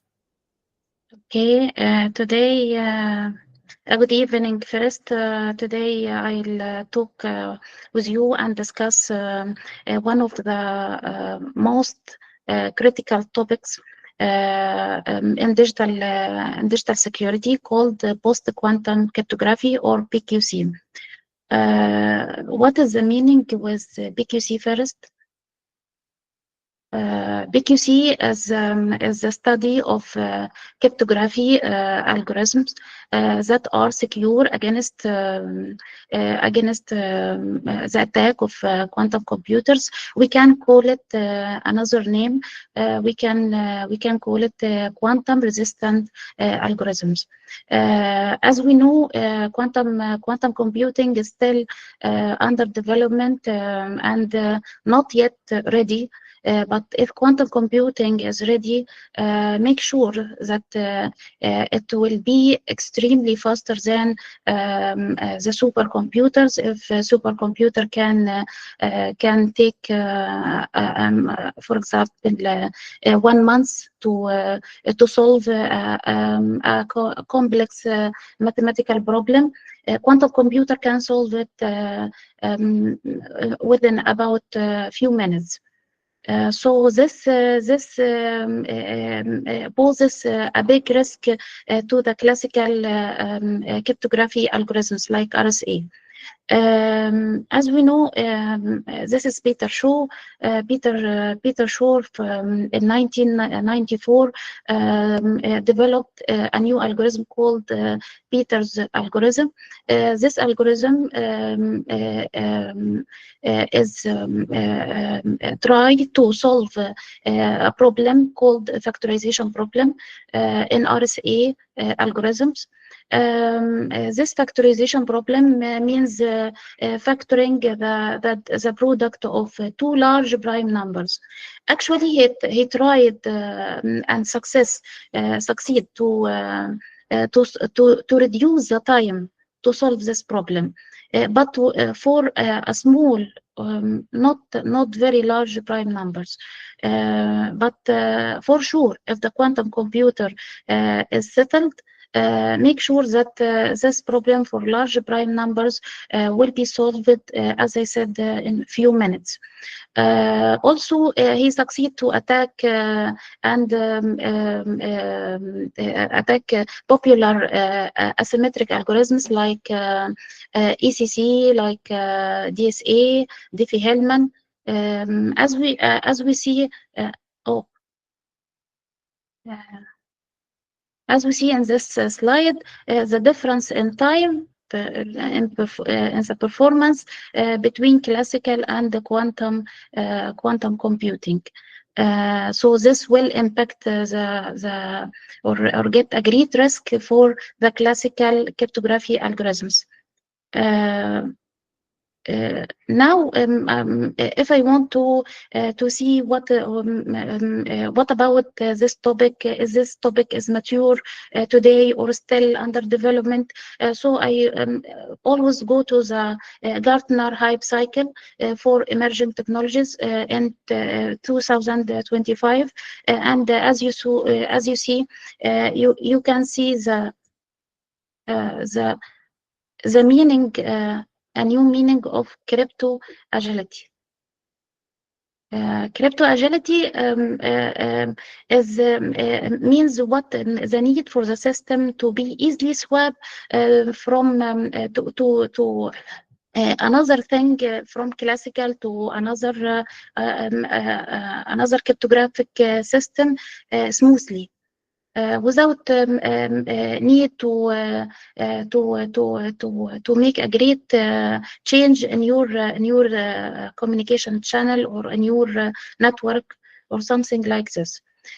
Also, from Gartner, I searched for the 10 top strategic technology trends, and I found that post-quantum cryptography, which we will talk about, is take the number 4. As we see, this is a crypto agility timeline. This is a simple strategic overview of current and future technology landscape. I think this is a key value, helping the organizers to decide where to invest in the technology. Also, I found a community, and I think there are many communities related to this topic, to BQC, as you see on the screen, with premier members like AWS, Cisco, Google, IBM, NVIDIA, and many other members. I advise my students to go through this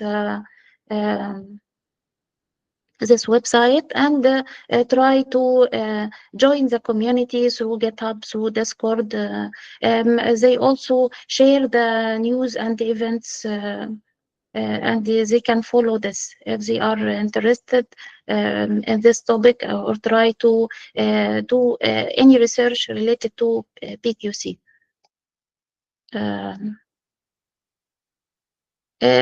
Also, we need to know what about NEST. Is it talking about BQC?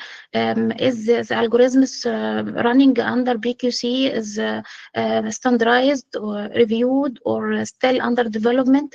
We can follow NEST to know or get knowledge more about this. NEST starts this search or this making a standardization for BQC starting from 2016. And as you see, this is a roadmap until 2030.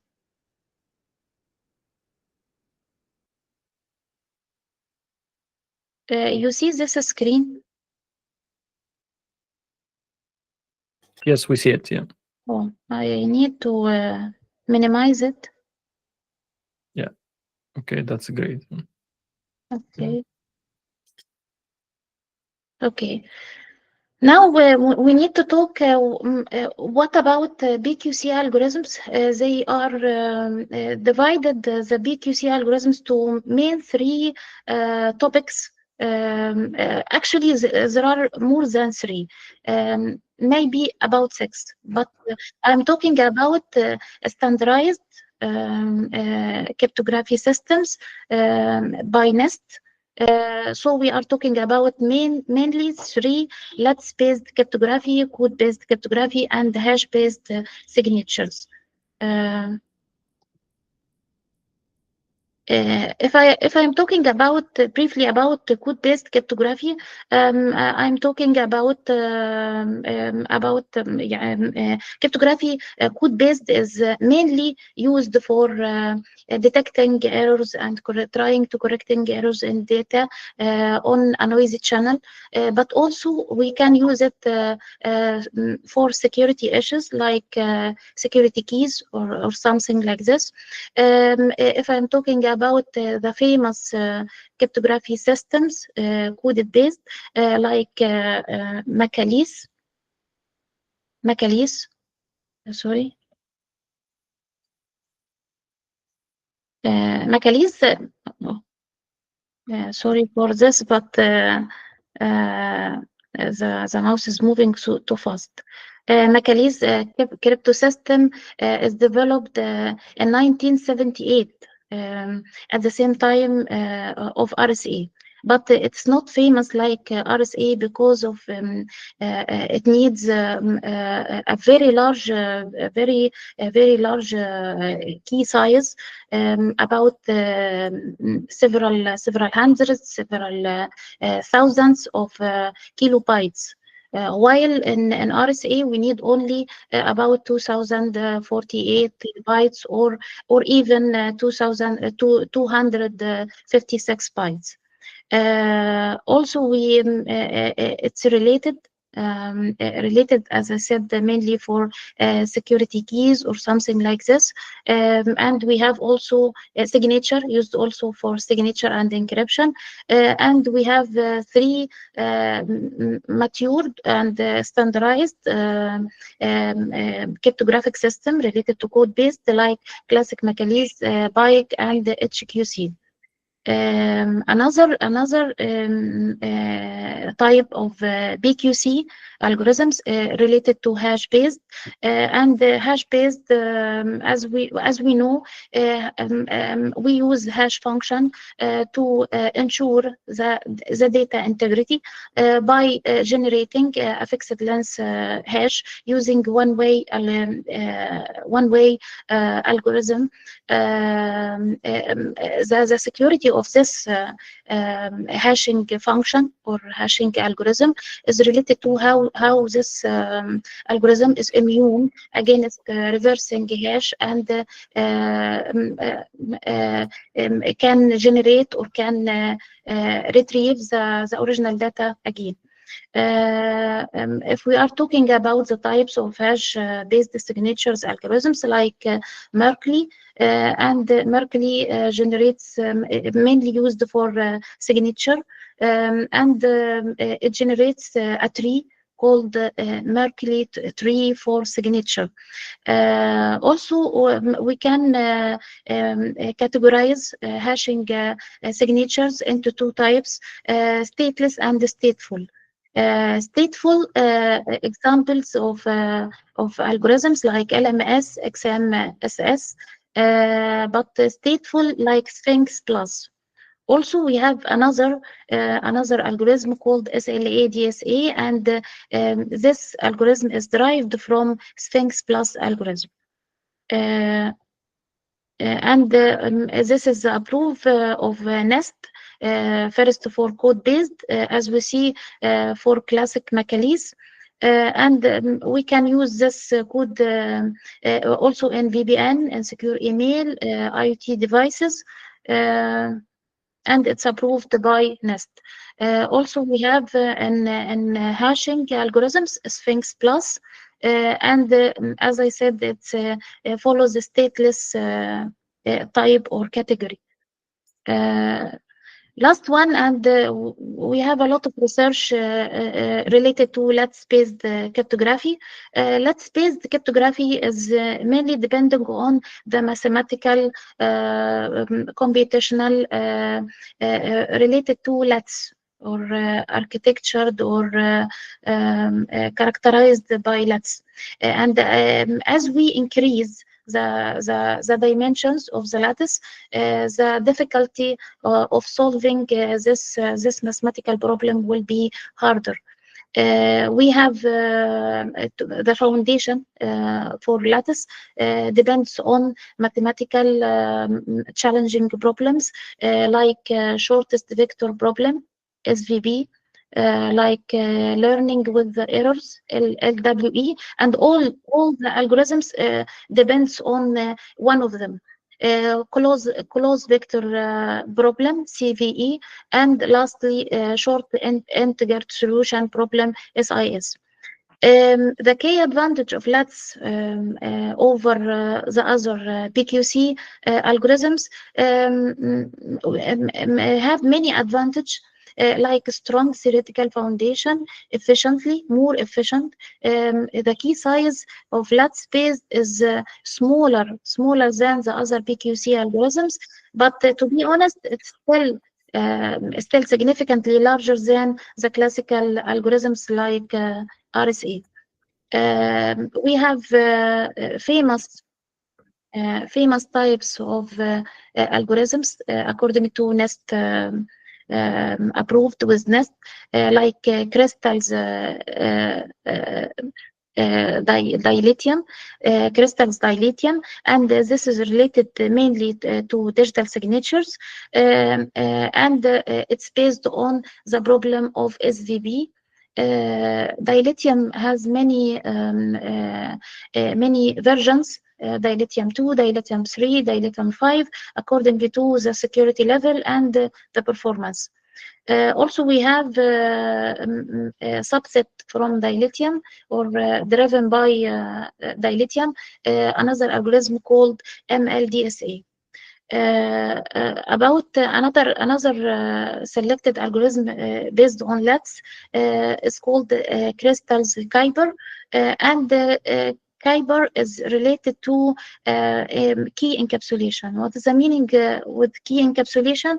Key encapsulation meaning how to secure sharing the secret key over a non-secure communication channel. To exchange the key securely, we can use an algorithm like Crystals Kuiper. And it's based on a mathematical problem of LWE. And there is a subset from Kuiper, it's called the MLKM, and also it's driven from Crystals Kuiper. Last one is Falcon. Falcon also is another lattice-based cryptography algorithm, and this is also related to digital signature, and it has many advantages, like it has the smallest key size, and it also needs only a few amount of memory to run the problem. Also, it can offer fast signing, so it can be used efficiently in digital signatures. And this is, as a conclusion, algorithm name and the purpose of this algorithm, and standardized or not. When I prepared this presentation, I try to make sure that is it standardized or still under development, because there are many other algorithms still under development. Next, as we see, what is the next? The researcher try to do what? Try to search. We are staying now in evaluation or standardization or implementation or something like this. Also, he tried to use what's he interested in digital signature, in hashing, or interested in key encapsulation. This is the first something I need to advise my students to when they are trying to do any research in BQC. Implementation, if we are talking about implementation, there are many challenges related to performance considerations, because of we are suffering these algorithms from larger key sizes. Or migration strategies, how to migrate from classical algorithms to PQC algorithms. I think we still we can start with hybrid. Oh, sorry.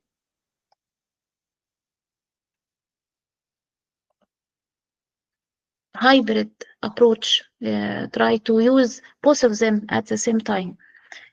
Before this migration. And the other thing important, as I said from the beginning, what is the crypto agility? What is the maturity of this protocol? How can we use it with the least cost?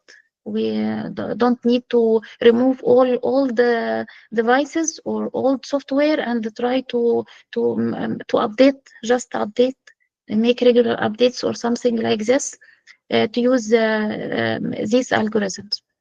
And this is the future outlook approach. I think the organizers or organizations need to look at something like this to be aware or plan to be on the right track. About project ideas, I can think with the student. We can work in quantum attacks or post-quantum cryptography, how to build the defense, or if they are need to work on something related to quantum mechanics, so they will need something related to hardware. PQC is related to software. First of all, simulation and analysis of quantum attacks.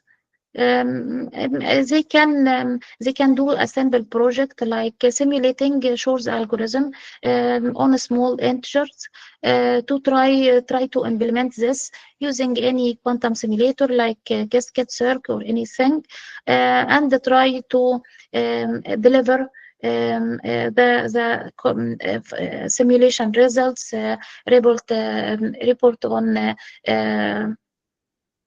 or make analysis of number of qubits, number of gates, and try to scale for larger numbers or something like this.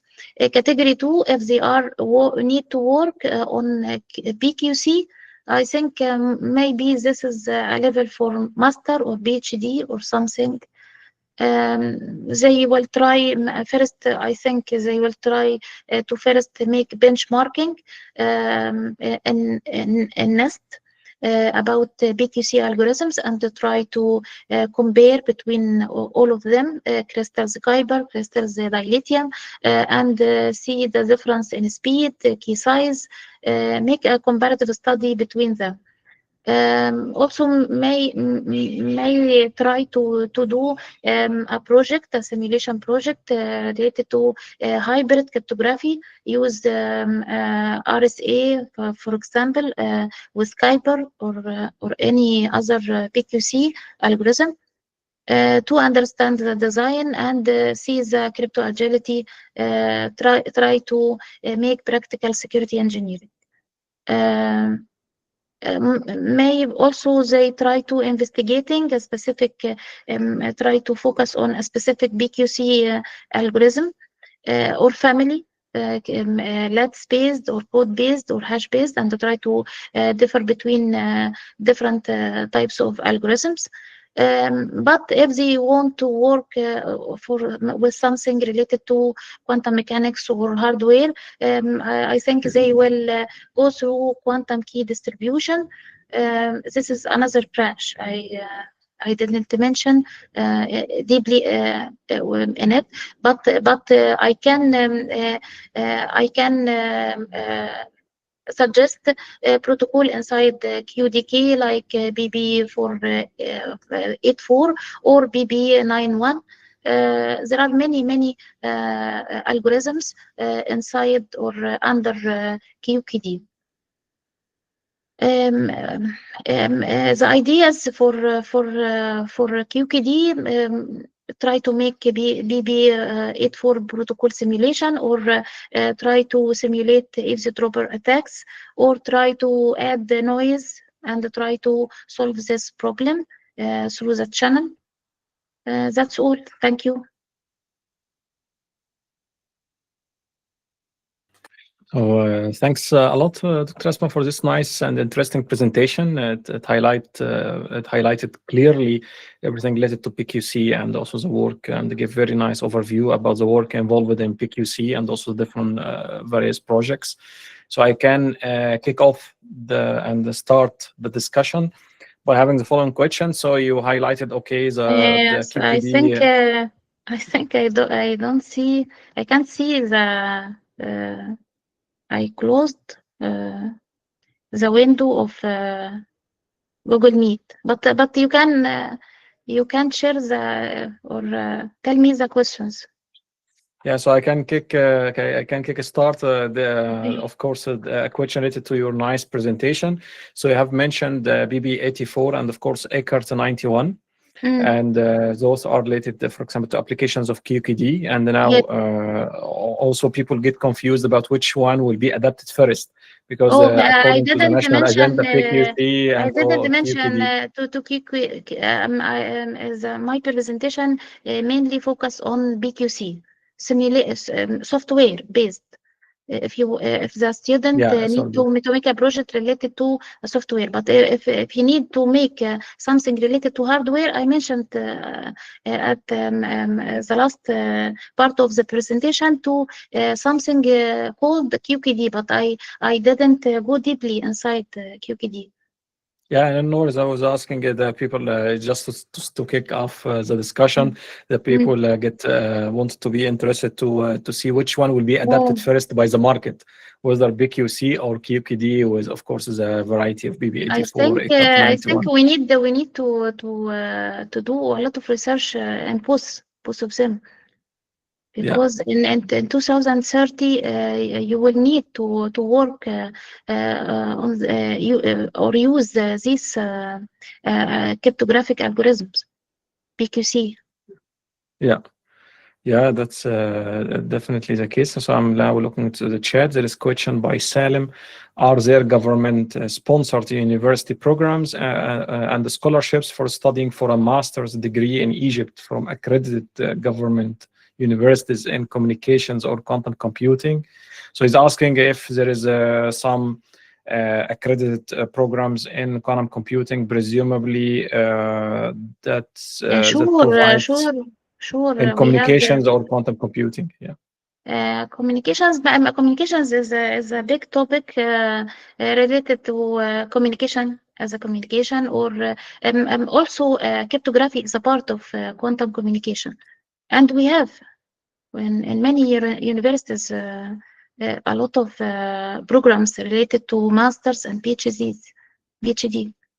Yeah, and also we have the professional master of quantum computing that's also initiated by Dr. Ahmed Yunus. Dr. Ahmed Yunus, is now present. Maybe he can say a few words about the master program. Yes, can answer this question. I don't know if he's busy with things.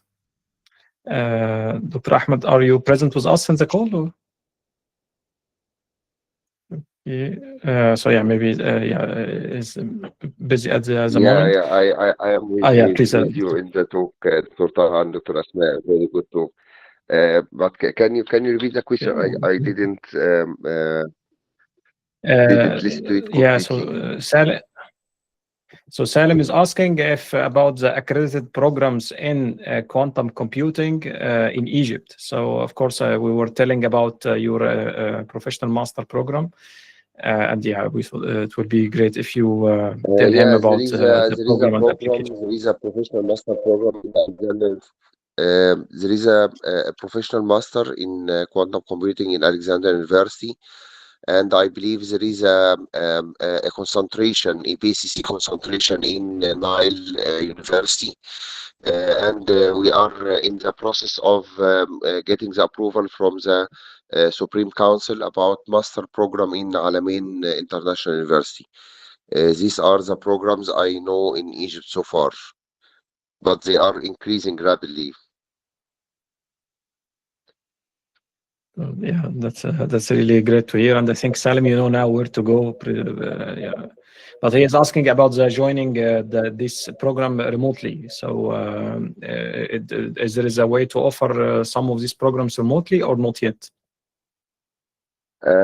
Some of these programs are hybrid, but not fully remotely. Hybrid means you have to attend part of them on campus and part online. And the exams should be on campus. This is the regulations of the Supreme Council, University Supreme Council, that the exam should be on campus. But some lecture might be online. Yeah, so thanks very much, Dr. Ahmed, for your nice introduction about the master. And thanks to the speakers for the very interesting talks. Yeah, thanks, Dr. Ahmed, and thanks for also nice projects in the quantum education in Egypt, and look forward for your presentations in the upcoming series. Thank you. Thank you. Undergraduate, so there's a question about undergraduate paths that has a direct integration in quantum computing. Maybe there's also the summer school program that was organized in Alamein University that's related to undergraduate. Maybe next year Dr. Ahmed is going to organize similar summer school. Or Dr. Ahmed, are you familiar with other programs and also for undergrad? Quantum computing is offered in some universities now as a course, only a course in the undergrad level. I only know 9 universities offering a concentration, a full minor path on quantum computing. I don't think it is started yet, but maybe Dr. Ahmed Al-Mahdi can answer this better than me. But quantum computing as a course exists in many universities now. Yeah, so that's I think great to hear. Yeah. Yeah. So thanks very much, Dr. Ahmed and Dr. Asma. So now, if someone wants to talk to you about the projects related to cybersecurity and the cryptography, Yes, for sure. if you can share your the contacts where they can approach you for the projects, and of course, yeah, the names of the projects, we are gonna share them on our social media pages and of course on the social groups, so the students and of course the graduates can follow up on them. Okay. Okay, if there is no any more questions, okay, thanks very much, Dr. Asma, for your nice presentation and the nice overview. And now we are moving to our next, and we are now moving to our next speaker. I'm just sharing my window quite fast.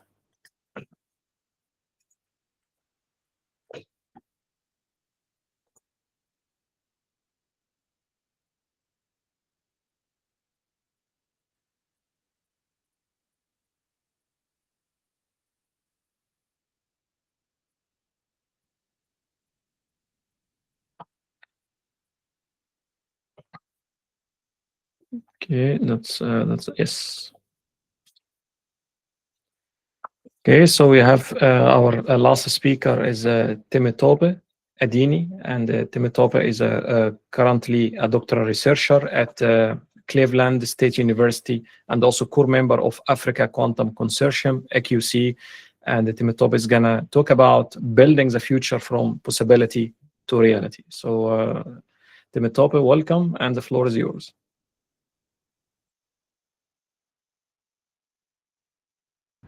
Thank you very much. So let me show my slide. Okay. Yeah, it's challenging with Google to share slides, but yeah, that's life. Oh, okay. Okay. So you all can see my screen, right? Okay. Yes. So hi everyone. I'm not sure if I'm qualified to talk here because I've been listening to a lot of the speakers. They are wonderful researchers, and I've done deep research in the field. I'm just a student, a doctoral student, just starting my PhD journey, and I'm just going to talk about some of the few research I've done and how I'm bridging quantum AI and the work I do in the Africa tech space. So I started my journey as a PhD student in physics back in my home country, Nigeria. So before then, I got into AI. I was so interested in coding, computer science, machine learning, and things like that. So I got into the AI and machine learning field. So during my PhD in physics, I was like, okay, how can I apply AI into physics? Then I started to use machine learning to predict the properties of materials, alloys, and many other materials like that. So after some while, I also learned a lot about quantum computing, and I saw the bridge between what I'm doing, computer science, coding, mathematics, physics, and my love for all these three topics. So I was like, okay, this is exactly what I want to do.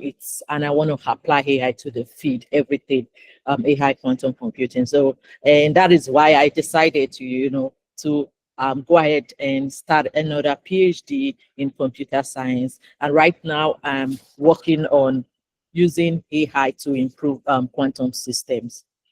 So most of the time, when people talk about quantum and AI, they believe that, okay, quantum is going to improve AI. Quantum is here to make AI better, to be able to do machine learning better, and to be able to develop much more advanced quantum machine learning algorithms.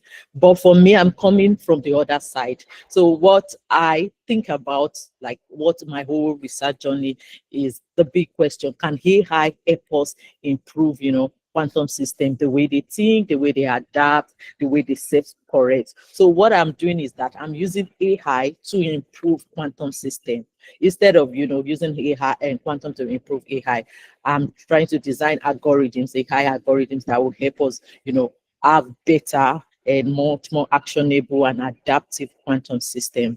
So in classical computing, we all know that AI helps these machines, make sense of uncertainty. And in quantum computing, uncertainty is built into the fabric of everything we do. So it's exactly how the system will behave. So what happens when we bring these two words together? So, and my research explores that intersection, how AI can become an intelligent partner to, quantum system. So what I do is that I design intelligent agents that interact with, quantum circuits, learning the best gate sequence or sensing strategy. I use AI for optimizing quantum system, teaching, reinforcement learning agents to search circuit design that achieve the highest quantum precision measured by the quantum Fisher information. I also apply AI for error mitigation. I allow, neural networks to recognize and adapt to noise without needing extra qubits. And I also finally aim for, a full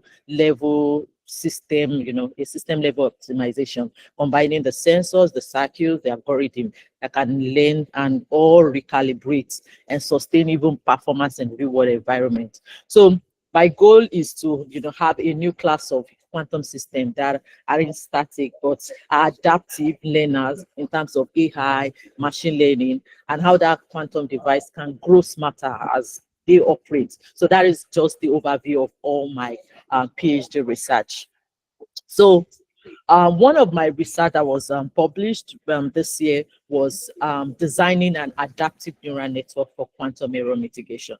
So we know that error is like the major challenge in quantum computing. It's nothing I need to explain. So what I'm trying to do is that I want to develop an AI or neural network algorithm that I can use for quantum error mitigation. So what I did was that I simulated quantum systems on that different error scenario. At first, I started with 3 error scenarios: poly error, phase flip error, depolarizing error, and many other kind of errors that are based on the IBM quantum hardware. So including the calibration error. So I simulated quantum system, different circuits under different scenarios. I simulated about 5,600 circuits based on like different error scenarios. So after that, there was a bit of data processing involved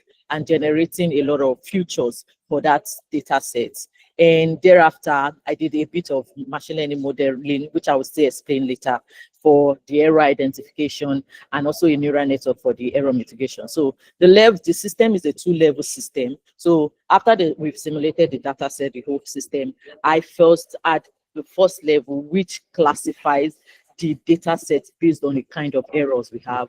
And it has a second layer, which is now the neural network layer that learns the distribution of the noise and then outputs based on outputs the mitigated, the expectation value after the mitigation. So the paper is online. Yeah, it's here at this link. So I trained it based on different kind of neural network and machine learning model. The first layer is a classification layer that is based on, I tried normal machine learning classification algorithms, and I also tried neural networks for the other adaptive layer.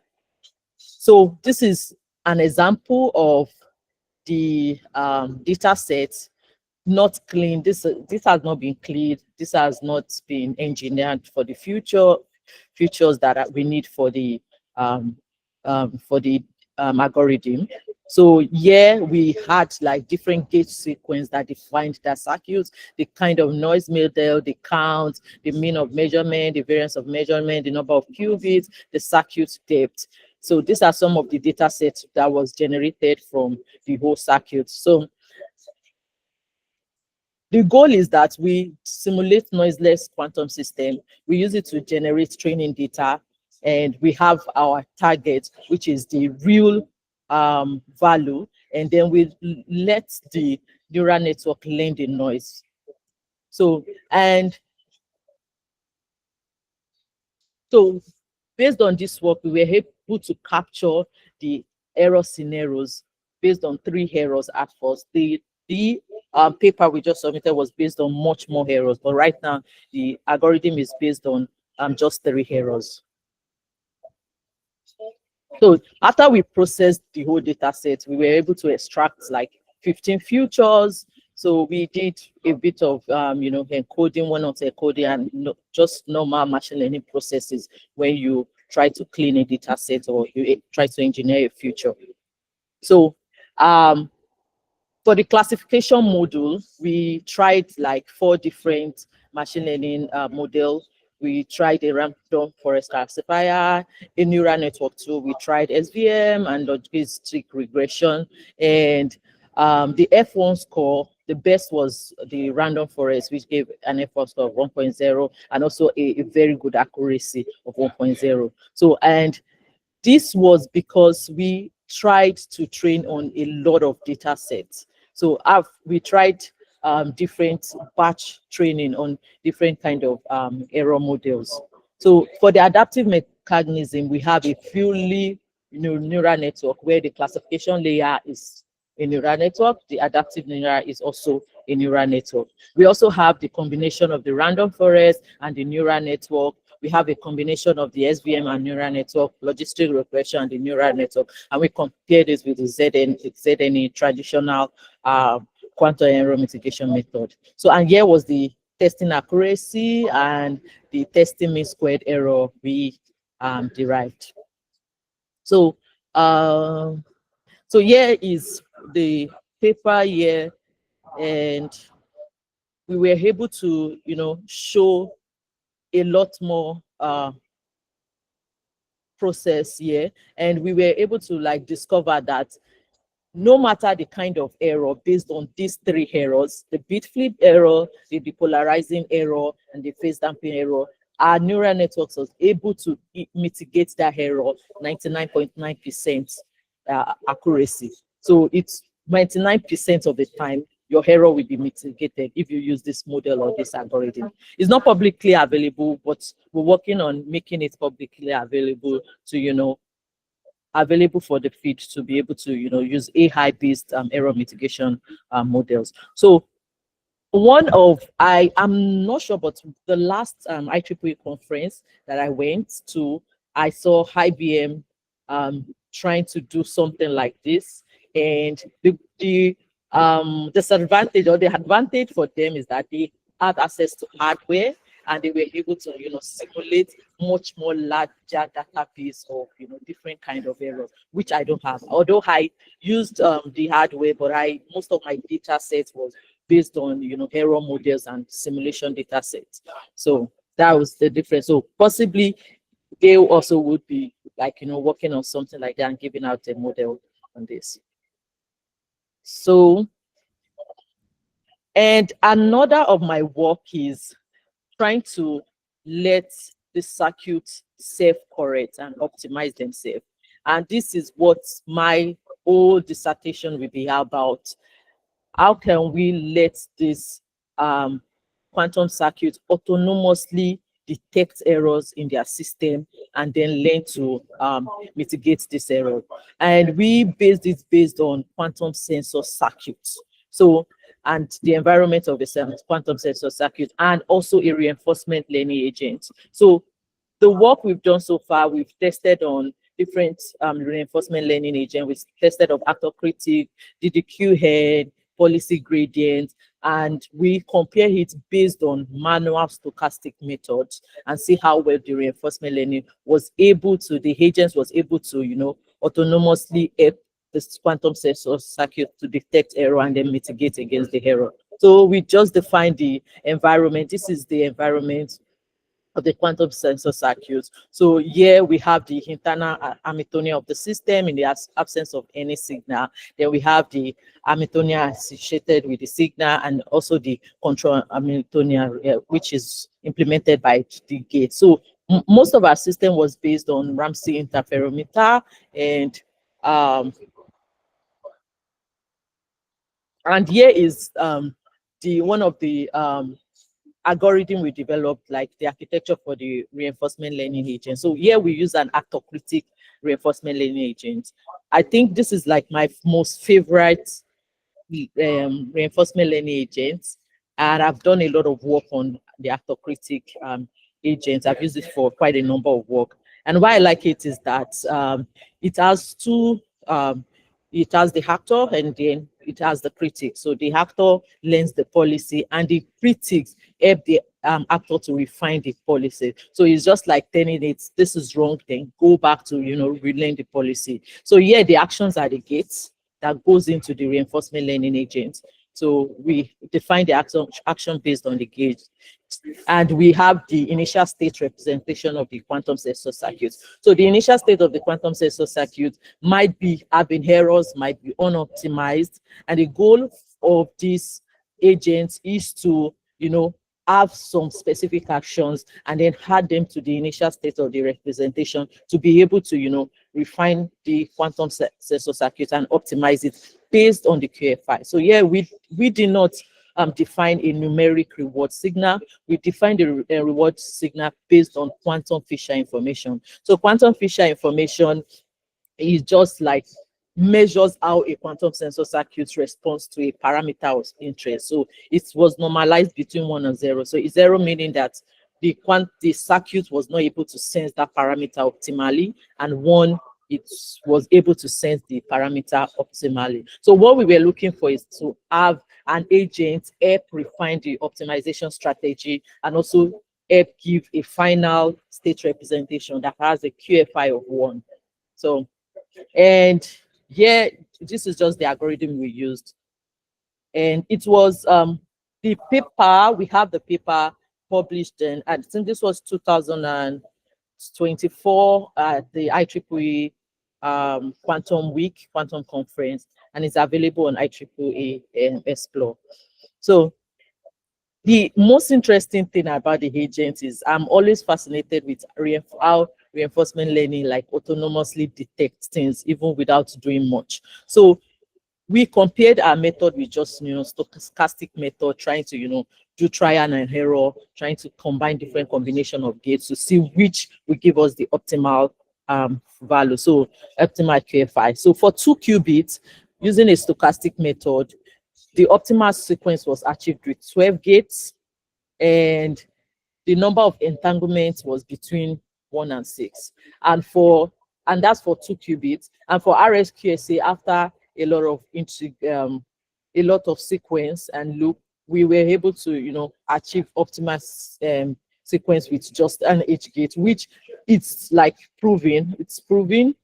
You can prove it physically that okay, you can achieve an optimal sequence with just an H gate. So, and with no entanglement. But naturally, one might not feel that when I'm designing a 2 qubit quantum circuit, I can just place an H gate and generate an optimal sequence, which you might not know without using reinforcement learning. So we moved up to 10 qubits, and for 10 qubits, it was not even able the stochastic method, even though we say optimal sequence, the optimal sequence ended at about 0.25 or so. It was not about able to achieve a QFI of 1.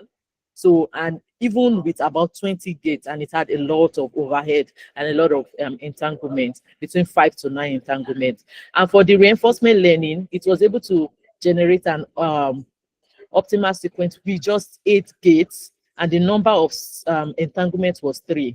And without gate penalty, we was able to achieve 10 gates. So the gate penalty is that part of, you know, the reward function and the reward signal, we give lesser reward when it has larger number of gates. So we decided on that because even though the reinforcement learning is generating optimal sequence, we still do not want circuits that has, you know, a lot of entanglement or a lot of gates in the circuits. We want an optimal circuit with the lesser possible like number of gates. And with that, we were able to achieve that with just 10 gates with the reinforcement learning agent. So yeah, so that is just like an overview of two of my research I've been working on. I don't want to take much of the time. So, and part of what I do and that I'm so passionate about is the African Quantum Consortium. And why? Because I am from Africa, I'm from Nigeria. I left Nigeria because I couldn't get much of the resources I wanted in terms of my research in quantum, my research in AI. I remembered when I started doing AI for, you know, material science and physics then in my department, it was something very new, even though it has been done in other universities all over the world. It was something very new, and I was like the first to try using AI and machine learning to, you know, predict material properties in the research.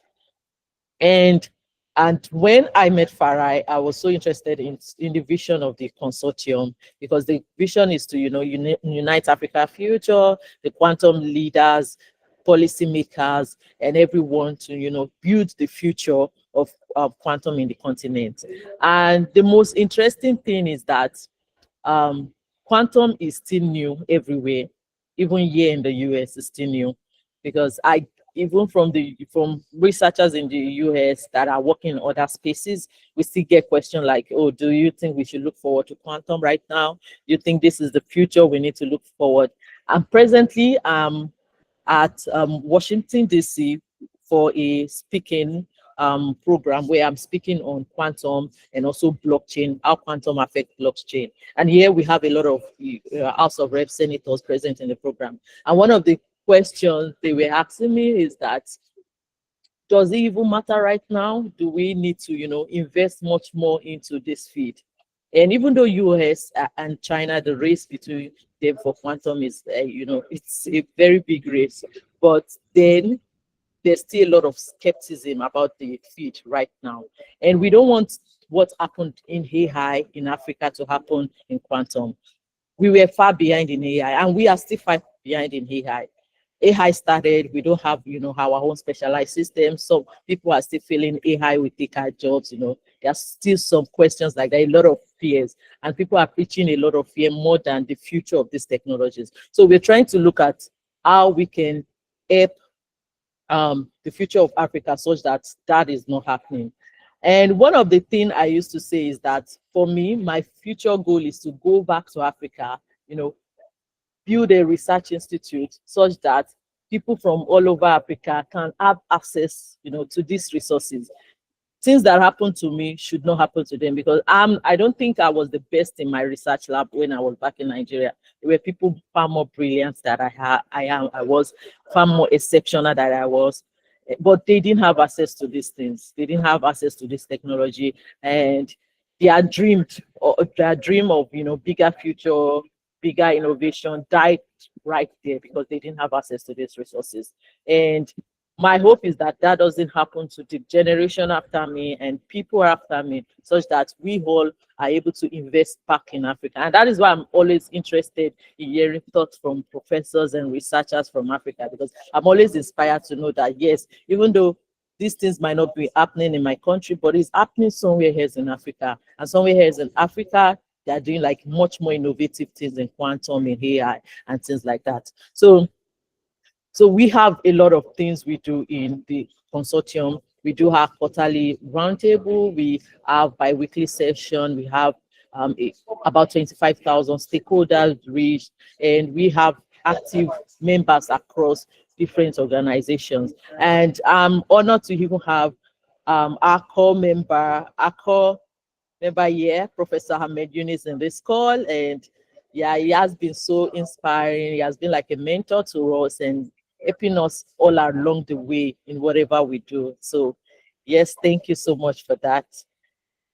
So, and if you can see, like, this is the map we put on our roundtable, on our white paper. So we have a white paper coming up where we like talked about the strategy of implementing, you know, much more better quantum solution and innovation and adopting quantum in Africa. So we can see the spread of quantum research activity in Africa. The truth is that even from my country, I'm not really impressed with what is happening in Nigeria in the quantum space. I'm not really impressed, even though there's a lot of, you know, programs, educational programs on quantum, but in terms of innovation, we are still far behind. And I see countries like Algeria, Morocco, Egypt, you know, far ahead, South Africa and Ghana also doing, you know, a lot of things in quantum in Africa. If there's a country that I'm not highlighting on the map, please, you can tell me so that I can put that on the map, because this white paper will be going out to a lot of stakeholders. So,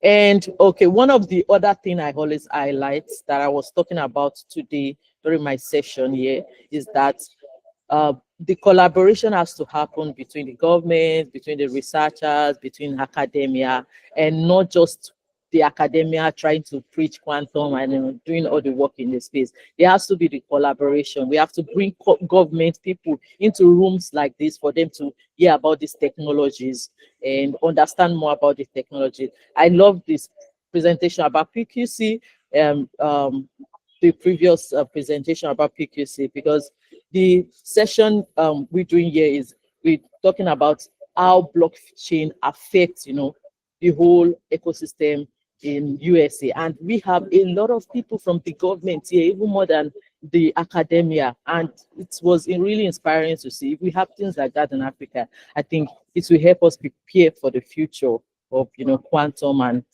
advanced technology in Africa. So lastly, to conclude is, as I'm passionate about, you know, innovation in Africa, I'm also passionate about educating people about quantum in Africa. And one of the things we're preparing for is the Africa Quantum Hackathon 2025, which is happening later this year, at the end of this year, around the end of November. And through this hackathon, we are hoping to, you know, inspire young people, young talent all over Africa. And we want to give them access to resources, hardware, and methods such that they innovate from the scratch and learn about these technologies. And we presently partner with HK and many other partners all over the world to help, you know, drive this momentum of quantum in Africa. And we're also grateful for the IYQ. They've been helpful in emphasizing how we need to be prepared for quantum in Africa. So yes, that is my presentation. If you want the white paper, I can send the white paper, although not publicly available, but I go ahead and send the white paper to anybody interested to review, to help, you know, add whatever you want to add in case there's an information missing in terms of your program or your government or things you are doing in quantum in your space. We'd love to add and talk about people here. So thank you for listening to my presentation. Okay, yes, let me share the link. Yeah, thanks, Timothy. I was about to say the same. I mean, it's a very impressive work indeed, and indeed, it would be great to share the link with other leaders in the region so they can also give some input if needed. But yeah, that's very impressive work. I mean, so it's very nice of you to think and also stimulate with your colleagues. And also the core team of Africa Quantum Consortium, all of these nice efforts. And also I would like to thank also Dr. Ahmed Yunus for being among the team as well.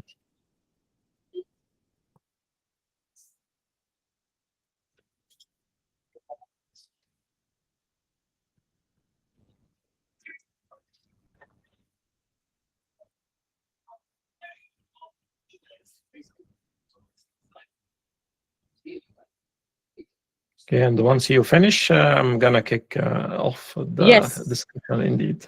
Yes, yeah, I've shared the link. Oh, okay. Yes, I've shared the link. So you can just. Okay, yeah, that's great indeed. So thanks very much for the nice presentation. I just had a question about your learning circuit, because you know you of course highlighted over like a sort of a virtual quantum sensor. So that virtual quantum sensor is gonna sense the output of the quantum circuit and so on. So I would assume when you do this, you have your trial function, but then you adapt the unitary matrix in real time based on the output. So so now it's like an inverse problem, and then you correct it. You add some terms to it to correct, and so on. So the question is, what you do about the probability? Because now, of course, in ideal case, we are gonna get the same state all the time, but with the noise and with everything, your reference state is gonna change. So what you do in this case? Yes, yes. So that is why I said it's very important to have, like, a lot of data set to be able to simulate different scenarios. So what we did was using error models, predefined error models on, ID cases. So ID cases, what will happen if we have bit flip error, what will happen if we have depolarizing error, if we have phase flip error. So that is what we did. So because we can't rely on the present hardware, so because the unitary is and the result is actually gonna change if we use the real hardware. So we depended more on the ID cases and added part of data set from the present real hardware we have. Okay, that's a nice to hear. So I would like us to give the room for others. Do you have any questions? Please, if someone has a question, please raise your hand.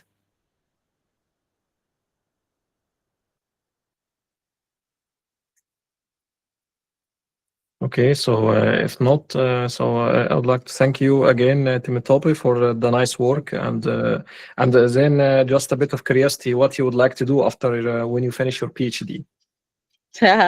Okay, so yes, my research right now. Okay, I was supposed to graduate in next year, 2026, but then I got an opportunity to work with a medical research institute here. So from the start of my life, I've always loved the idea of applying these technologies to the medical field. So my quantum sensor that I'm working on, and it has developed into a startup idea where we're hoping to develop a quantum sensor that can sense signals from the brain. And thankfully, I was able to get attached to a research institute here working on research for children. So hopefully I will be able to develop it into a startup that are developing, quantum sensors for applications for children. So yeah. Okay, that's interesting and very nice indeed. And there is a lot of nice things in the quantum neuroscience as well. I've been trying to feature a few videos about this because I have included part of my research as well, but now from algorithmic perspective. So that's nice to hear indeed. So thanks again for your nice talk and your nice contribution to the 8th edition of the monthly series. And with that, I would like to thank all the speakers who have contributed today, Alan Chancey, and of course, Yusuf Dakar, Jan Blomart, and Asma Safan for the nice work.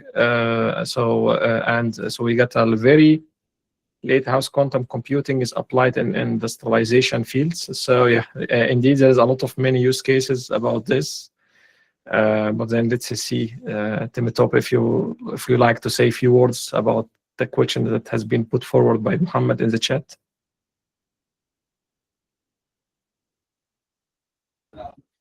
Okay, how quantum computing is being applied in the industry right now? Yes. Yes. I think that would be the close approximation for the question. Yeah, one of the area is being applied is in the crypto and the blockchain space as research. Okay, yes, in the crypto and the blockchain space, and that was why I was interested in the previous conversation. So we have like a lot of research institutes right now that are actively involved in developing algorithms for future blockchain, such that we can prepare ourselves for, when we have like hardware, the quantum hardware that are much more advanced and without errors and can break the encryption. So one of the major fields that I'm interested in is in the blockchain field, and the other part is the healthcare. I work with the Cleveland Clinic, and there they have like a quantum computer fully dedicated to healthcare. And we are presently using the quantum computer to develop quantum machine learning algorithms to also work on a research called digital twin. And in the research digital twin is that you have like your DNA online virtually, such that when they want to test a new medicine on you, they don't have to use you. They have your digital twin. They use your digital twin to test this. And quantum computing, the quantum computer is helping to, do some of the simulations we're doing there. And that is like an industry use case. Yeah, so hopefully the question now is being answered. I think it's also very big question. Maybe that's also being answered all the time with all of these monthly series. So I would like to thank Temitope again, so she can go to her next lecture or talk. Yeah. And thanks again for all this. Yeah, thanks again, and thanks again for all the speakers who have been with us today, and all nice contributions from the audience, and looking forward to seeing you in the future episodes, and also series from the Quantum AI monthly series. And thanks again. Wish you a great evening and night, wherever you are in the world. Bye-bye.